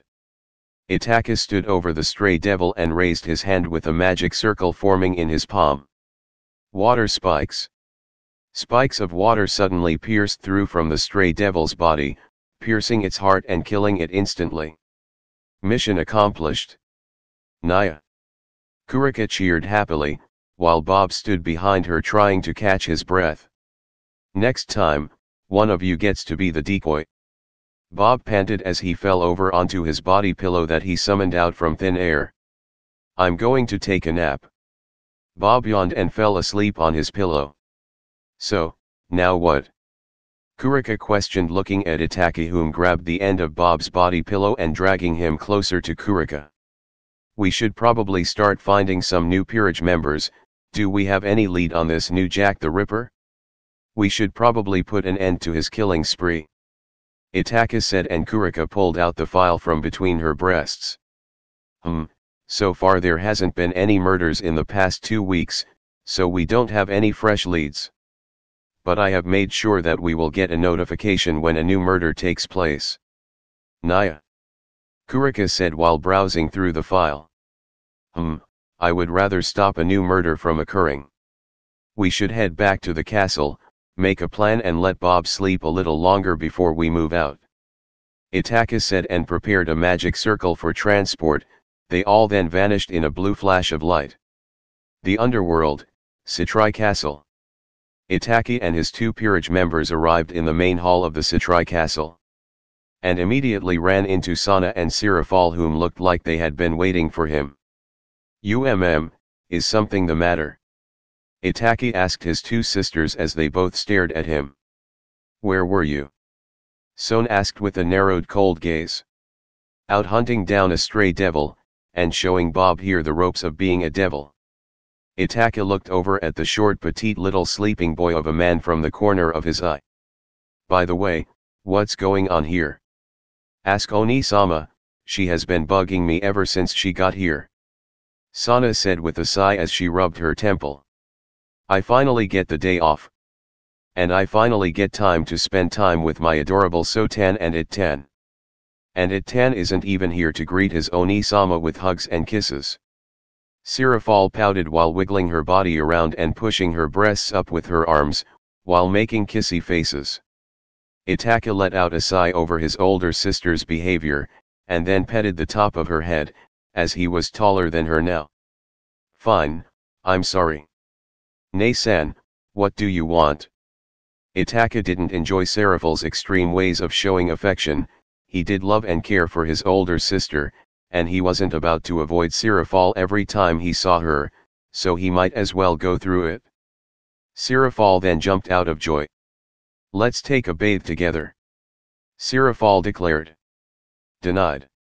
Itachi replied cruelly, which caused Sirafal to pout. Let's sleep together. Sirafal came with an alternative suggestion. Denied. Itachi once again replied cruelly, which caused Sirafal to pout even more. Buh. It-tan no fair. You can't say no to everything. Sirafal threw a little tantrum, which caused Itachi to sigh. If you can come with a suggestion that doesn't involve you showing me that extreme affection of yours, and that does not involve me getting violated, I will consider it. Itachi said with a stoic expression as Sirafal pouted and huffed to the side. Then. This is the only other thing. Deny this and you will have to choose one of the first ones. Sirafal demanded, and Itachi knew his older sister was stubborn and would not give up, so he might as well take the least painful suggestion. Fine, what is the other thing? Itachi asked. Help me do a magical girl photo shoot. Sirafal beamed happily and energetically. This caused Bob to wake up instantly out of horror. That one didn't sound too bad. Out of all of them it was the least bothersome suggestion. Very well, Nei-san, I will do it. Yay. I love you, It-tan. Sirafal embraced her little brother in a hug with a childlike smile as she rubbed her cheek up against his chest. You too, Sotan, come here and give your Oni-sama a hug. Sirafal leaped at Sana that tried to run away, which caused them to fall on the floor, with Sirafal embracing an embarrassed Sana in a hug. Let go of me, Oni-sama.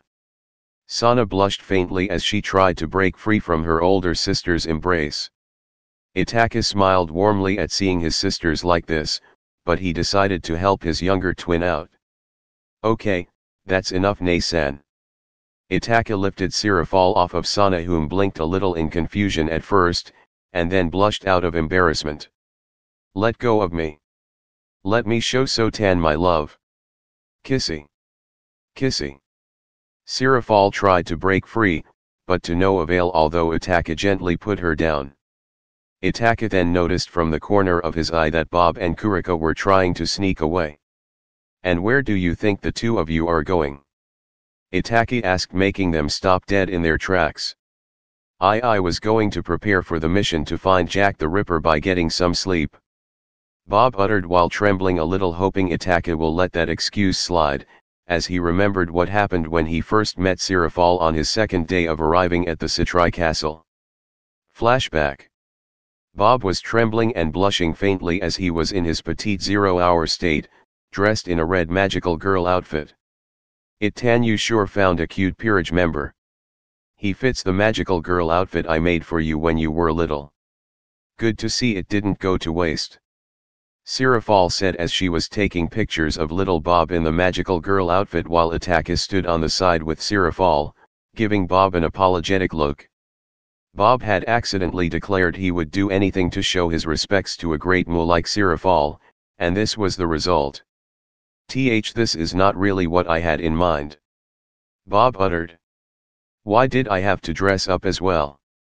Kurika uttered with pale expression as she wore a blue magical girl outfit that was a little too tight around her chest area.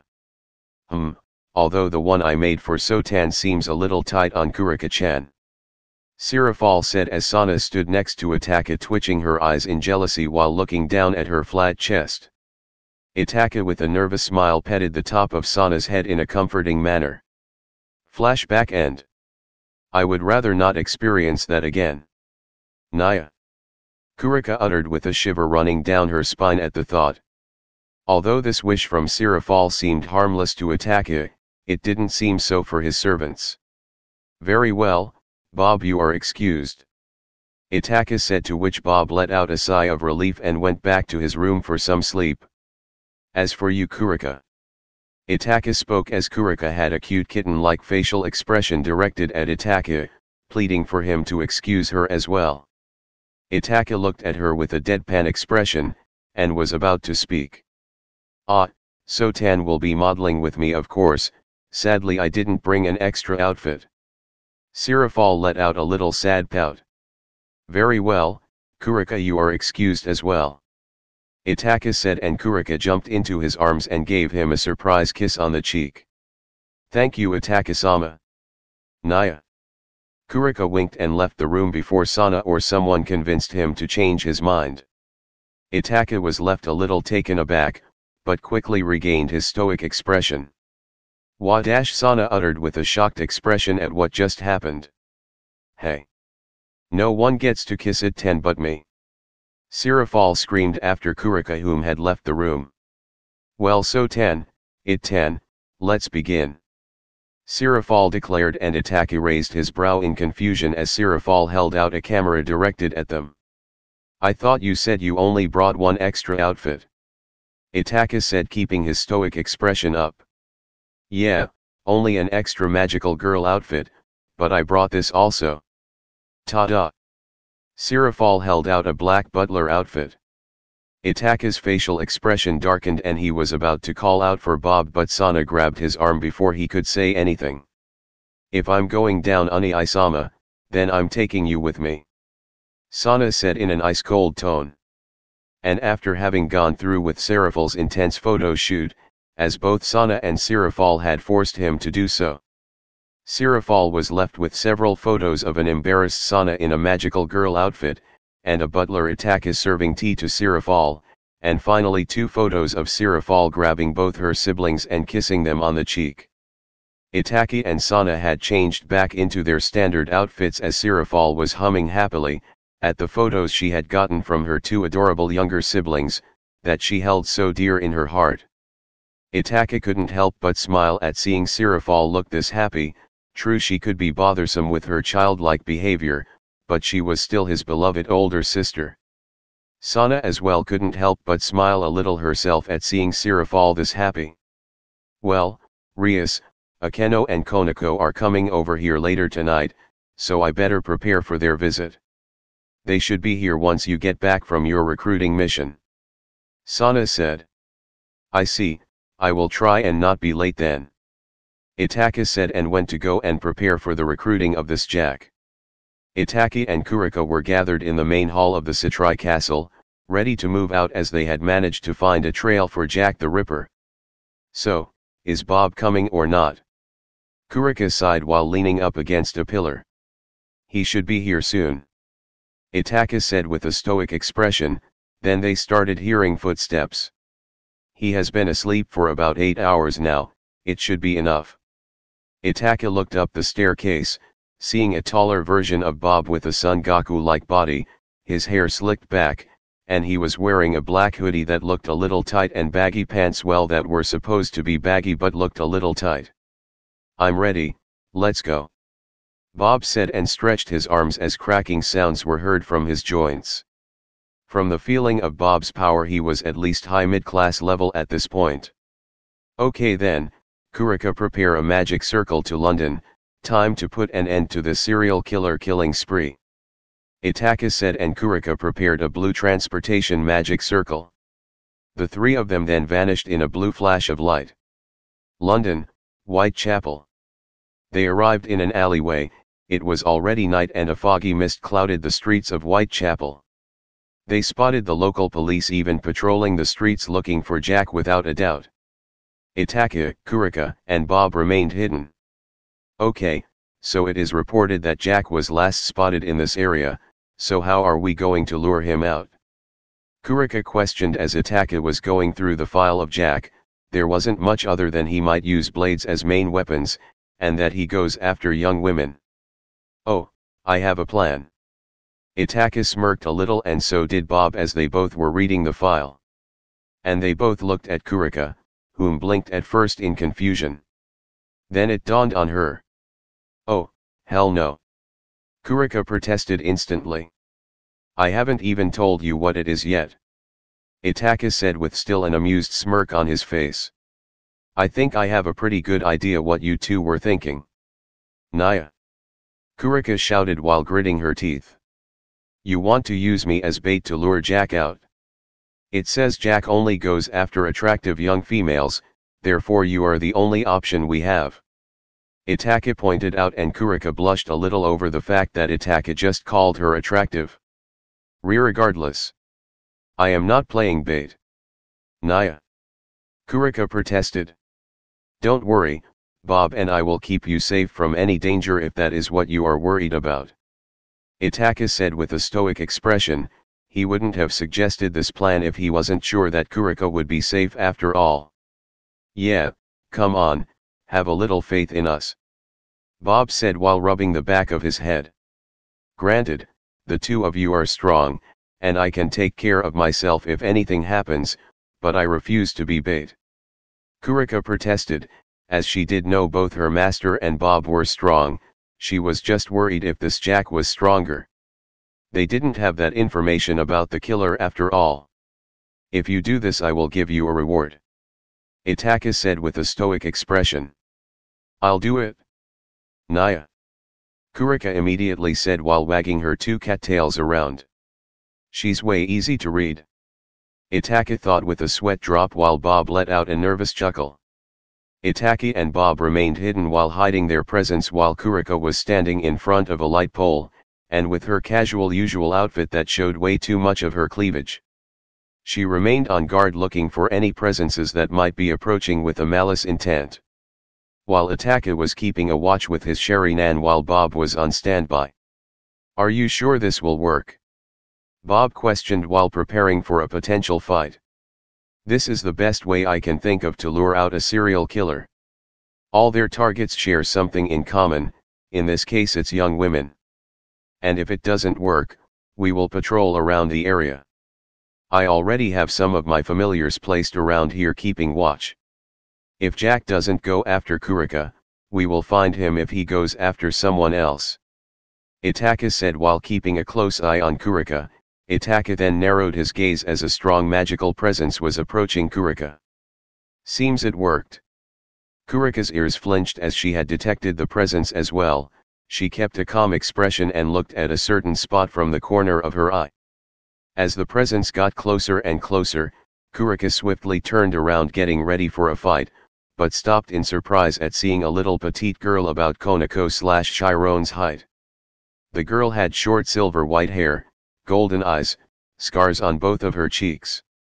Her outfit consisted of pieces of black clothing to cover her chest area and a black thong, and black stockings. Her tiny body was mostly covered by a black tattered cloak. Kurika was taken aback for a short second, but quickly jumped back as there was no doubt that this little girl was powerful, plus she noticed the girl swinging a dagger towards her that Kurika had just managed to dodge. The little girl smiled cutely with a faint giggle escaping her lips. "Who are you?" Kurika narrowed her gaze at her attacker that wielded two red knives. The girl vanished at super speed and appeared behind Kurika with her knives directed towards her back. "Our name is Jack the Ripper." The girl spoke in a soft gentle voice that was filled with malice. "You are Jack the Ripper?" Kurika widened her eyes in shock and swiftly turned around and deflected one of the knives with her palm that was covered in blue flames. Jack leaped back looking a little surprised, then she smirked as her golden eyes glared at her target. "You are not normal, are you? Are you like us?" Jack questioned while moving carefully trying to analyze Kurika. "Naturally. Naya." Kurika smirked and formed an orb of blue flames into her right palm. Jack was about to charge, when suddenly Bob flew down from the sky and crashed between them, with his fist dug into the ground and created a crater upon impact. Jack looked even more shocked as she backed up a bit only to bump into someone. She swiftly turned around with her knives but her wrists were caught by Itachi. The assassin had realized she had fallen into a trap. "So, you are the one called Jack. Pleased to meet you, my name is Itachi Satrai." Itachi said with a stoic emotionless expression, and then Jack easily broke free from his grip, and looked around to see that she was surrounded. It was obvious to the little assassin that she was outmatched, and that she had to flee. She then jumped back at super speed and jumped over Kurika. She rushed towards an alleyway only to be blocked by a magic circle. "Me and Itachi-sama placed a barrier around this location, you are not escaping from here that easily." "Naya," Kurika said and moved her right hand in a cat-like fashion. Jack narrowed her gaze at Kurika and looked around to see how far this barrier stretched. It was simply covering the small area where they were at, and there weren't that many places for Jack to hide and ambush them. Plus, from what she saw earlier they could detect her. Who were these people? She could sense they were all powerful, especially the one called Itachi. The power coming from him was the most powerful energy she had felt in a long time. Her magical power is surprisingly high. What's more, I can feel something else within her. She might be more powerful than you, Kurika, and you, Bob, well, in your current state at least." Itachi said, and his two peerage members had also noticed this. Well, Bob not so much as he was still learning, but he could feel Jack having some sort of power. "We don't like to fight, but if we must," Jack said as she summoned forth two new knives from a dimensional portal of some kind, which caused Itachi to narrow his eyes. "Is that?" Kurika questioned, also with her eyes narrowed while Bob looked confused. "A sacred gear." I see, so this is what a sacred gear feels like, interesting." Itachi said as this was the first time he had encountered anyone using a sacred gear. He had only studied them through books, he had never seen them at first hand until now. "What's a sacred gear?" Bob questioned, being the only one without knowledge of it. "Artifacts blessed from God of the Bible, only a few select humans are given this power. A lot of important human characters through history were actually wielders of sacred gears. Itachi explained from what he had learned through the history books. Then what is her sacred gear's power? Bob questioned as he would like to know what he was up against. Not sure, but I'm sure it has something to do with creating blades, although there are some sacred gears that have that ability, so it's not easy to determine what her sacred gear does. Itachi said as he kept a close eye on this Jack. Jack then moved at super speed towards Itachi, whom created an ice kunai knife to deflect all her strikes. Tell me, why are you going around killing people? Itachi casually asked the assassin as he blocked her strikes thanks to his Sharingan seeing through her every move plus with his super-like speed. Why? Jack questioned with a raised brow as she summoned forth a new blade that caught on fire and melted the ice kunai. Itachi quickly leaped back and Jack leaped after him. She raised her flame blade, but the strike never connected with Itachi as Kurika blocked the strike with her right hand that let out a blue fire-like glow. Jack then jumped back like an acrobat and landed a good distance away from Itachi and his two peerage members. She switched her normal knives into a knife that can produce fire. Interesting. Itachi thought with a narrowed gaze, determined to find out the secret behind Jack's ability. You never answered my question, why do you kill? We want warmth, to return to where it's warm. Jack simply replied, which made Itachi and the others confused. When you say warmth, what exactly do you mean? Itachi charged at Jack and brought out his devil bat wings, causing Jack to widen her eyes a bit before jumping out of harm's way. We want to return to the womb. Jack replied and summoned forth a knife that was decorated in golden lines and let out a golden glow. The womb? Itachi questioned with a raised brow when suddenly he felt his body warning him of the danger of that blade. No, it can't be. Itachi uttered with his eyes slightly widened. Bob appeared behind Jack and caught her in a bear hug. How about you calm down and let's talk? Bob suggested when suddenly Jack jabbed the knife into Bob's side, making him flinch in pain, and forcing him to let go of Jack. This pain, it burns. What is this? Bob questioned as he vomited out a little blood, as his side was throbbing in immense pain. So, you are a devil as well. Jack looked down on Bob, having realized what they were when she saw Itachi's wings earlier. Too bad for you. Jack smiled cutely at Bob, whom grunted in pain as he looked up at her. Itachi-sama, that is. Kurika uttered with a hint of shock in her voice. A holy sword. Itachi narrowed his eyes at Jack, and tried to remember a sacred gear that had this ability from the books he had read ever since he was a child. Jack then appeared hovering above Bob with her arms raised and stretched out to the sides. Rebellion. Jack uttered as 7 different swords that let out the same golden holy glow appeared out of thin air over Bob. Die. Jack uttered coldly. Promotion Queen. Bob then suddenly exploded with power as his body let out a light blue glow, as his power increased to the level of a high-class devil, no, an ultimate class. And Bob sent such a powerful shockwave of power that Jack was knocked back along with her holy swords that hovered around her. Jack looked a little taken aback at this development as she skidded back. I see, so that is your sacred gear. Itachi said as he recognized the name, Rebellion. An ability which allows the user to create all kinds of weapons to go up against various different species, and each blade will affect those from that species. Also allowing the user to fight against almost all kinds of opponents and giving them a winning chance. However, the effect of each blade will only be as effective as the wielder's own power. And with your current level of power you wouldn't be able to affect anyone on Satan class, Archangel, Leader class or higher that much. And judging by your level of power you are at least low ultimate class level at this point. Itachi analyzed Jack's power. Jack gave a cute innocent-like smile. Correct. Jack had the 7 holy sword levitating around her fly towards Itachi at super speed, yet for Itachi with his Sharingan the blades looked like they were moving slower. The blades let out a golden holy glow. Itachi then instantly created his strongest defense magic circle in front of him. The knives stabbed into the magic circle and the circle started to crack, as the holy blades kept pushing towards.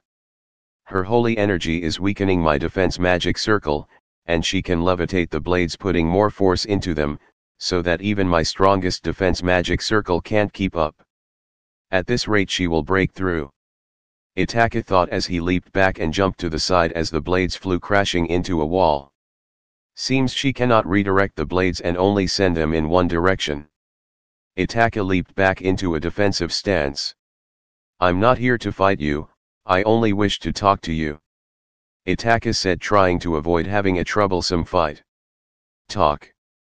We wish not to talk, let down the barrier and release us now. Jack had zero intentions of discussing anything with these three strangers and want to go back to her one true goal, to return to the one place she considered warm. Tell me at least why you are so interested in returning to the womb. Itachi figured the more he knew about Jack the more he could do to help her. And then he would try and offer her to join his peerage. Jack then smirked as she didn't see the harm in telling him. Heh, very well. We were thrown away by our mothers, out in the cold, our hatred grew stronger and stronger, our desire for warmth grew even more. We want to return to the warmth, get revenge for those who threw us away like trash. Jack said as her body let out a dark mist and her eyes began to glow red, and she formed two twin black-red knives in her hands. Her speed then suddenly increased as she vanished from the spot where she once stood. Keep your guard up. Itachi warned when suddenly he felt a stabbing pain in his shoulder and turned around to see Jack. One of our abilities, our presence cannot be detected until we have struck you. Jack said as the black mist around her vanished and Itachi fell to his knees as blood gushed out from his shoulder. Itachi grunted in pain and quickly sent a wave of water just strong enough to push Jack off of him. Itachi reached up to his shoulder and pulled the blade out. She didn't use a holy sword this time, she must have done this to give me a warning. Itachi thought as he threw the red blade to the side. Jack got up and looked a little annoyed that her clothes were drenching wet. Itachi quickly returned to his stoic expression as he was used to this level of pain. Itachi started to think about what Jack was talking about earlier and tried to make sense of it. She keeps referring to herself as us, she said their mothers threw them away like trash, as in more than one. She wants warmth and revenge for those who threw them away like trash. Itachi narrowed his eyes at Jack and started remembering Jack's file. She only kills young women, mostly prostitutes. Wait a minute, she wants to return to the womb of a mother. All her victims were dissected around the womb area. There is a connection here, that much is clear, but the answer remains a mystery. Think. Itachi kept digging through his mind to try and connected the dots. Take down this barrier, or die. Jack readied a blade and charged at Itachi with super speed. The ground in front of Itachi then suddenly cracked and a piece of the ground popped up, blocking Jack's path. Bob had stomped his foot into the ground and put as much force into it as he could. Oi, Itachi, why are you spacing off over there? Bob leaped in front of his master in a defensive manner. I'm just thinking, by the way, I had it covered. Itachi said as a magic circle was already formed in his palm as he was about to put up a defensive magic circle. Revenge. Most of the victims were prostitutes, they were thrown away like trash. I think I get it. Itachi looked at Jack, whom was keeping her distance and planning her next move. I think I have it figured out. Huh? Jack raised a brow in confusion at Itachi's words.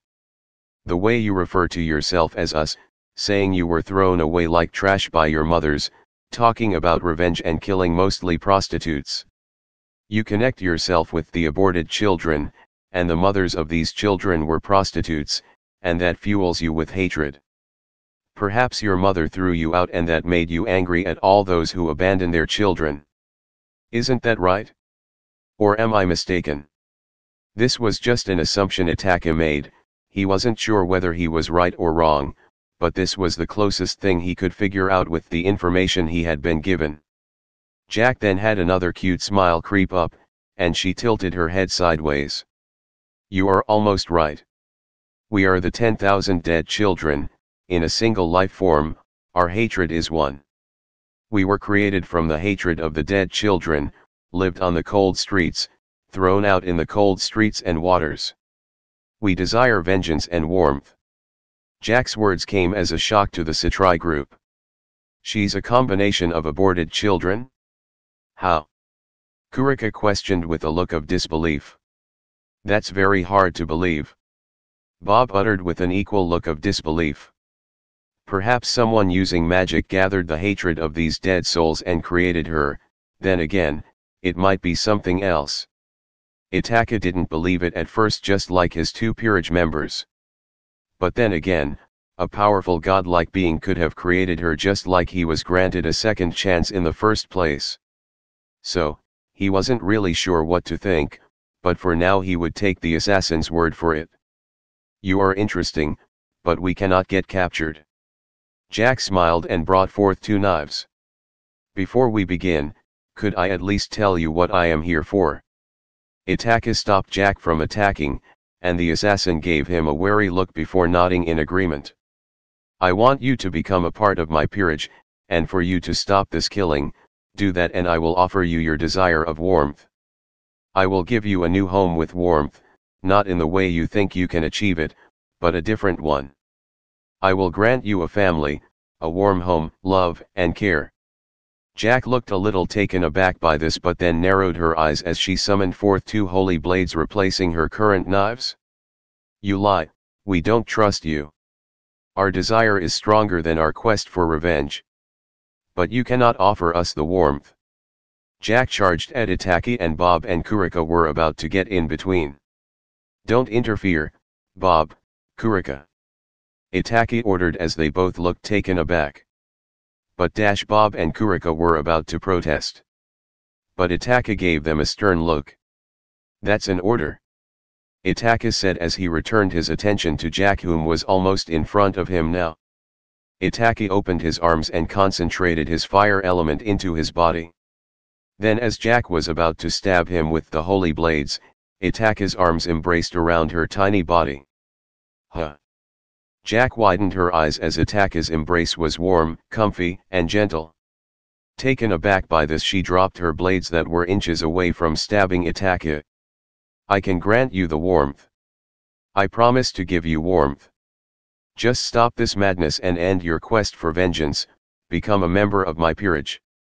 Itachi said as he slightly tightened his embrace around Jack and his body heat warmed up her tiny body. Jack still looked with wide eyes as she felt a warmth unlike any other she has ever felt. We feel warm. Jack uttered. I promise you that if you come with me, you can feel this warmth whenever you desire.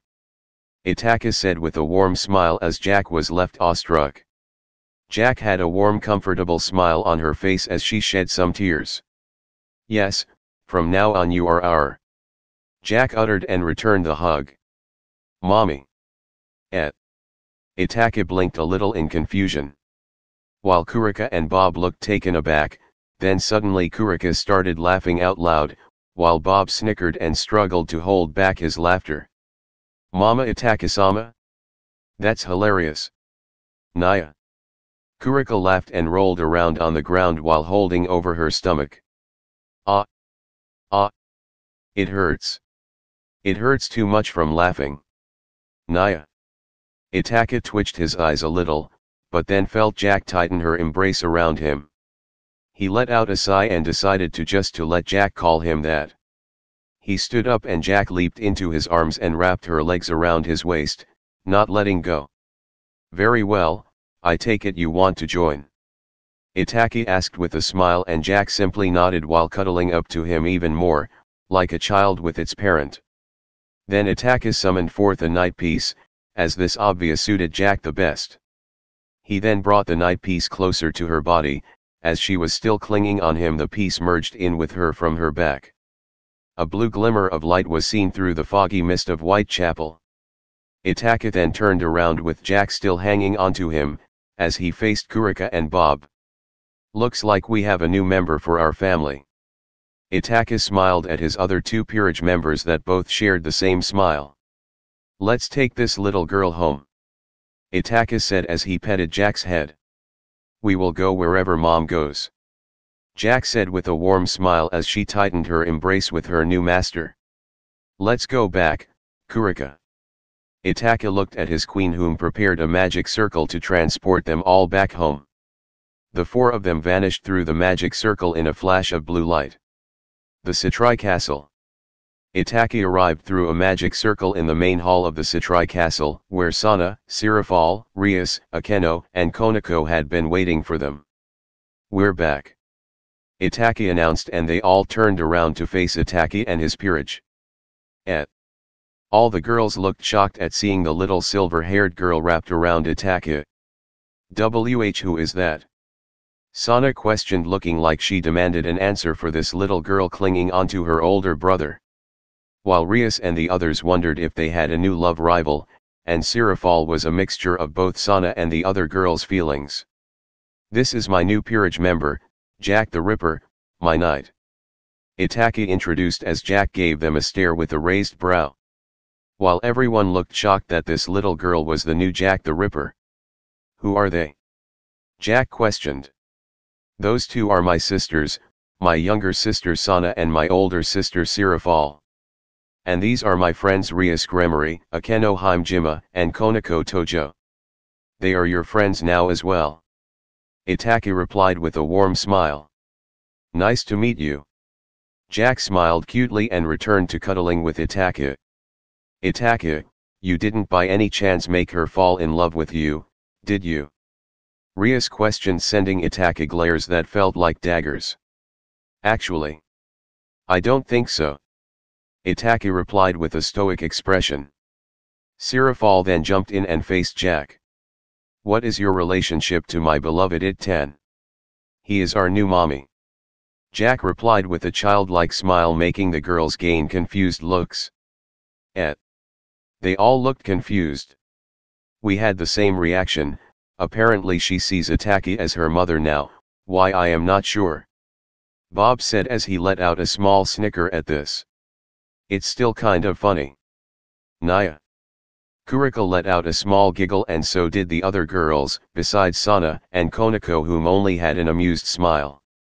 Okay, that's enough of that. Itachi said with a sigh.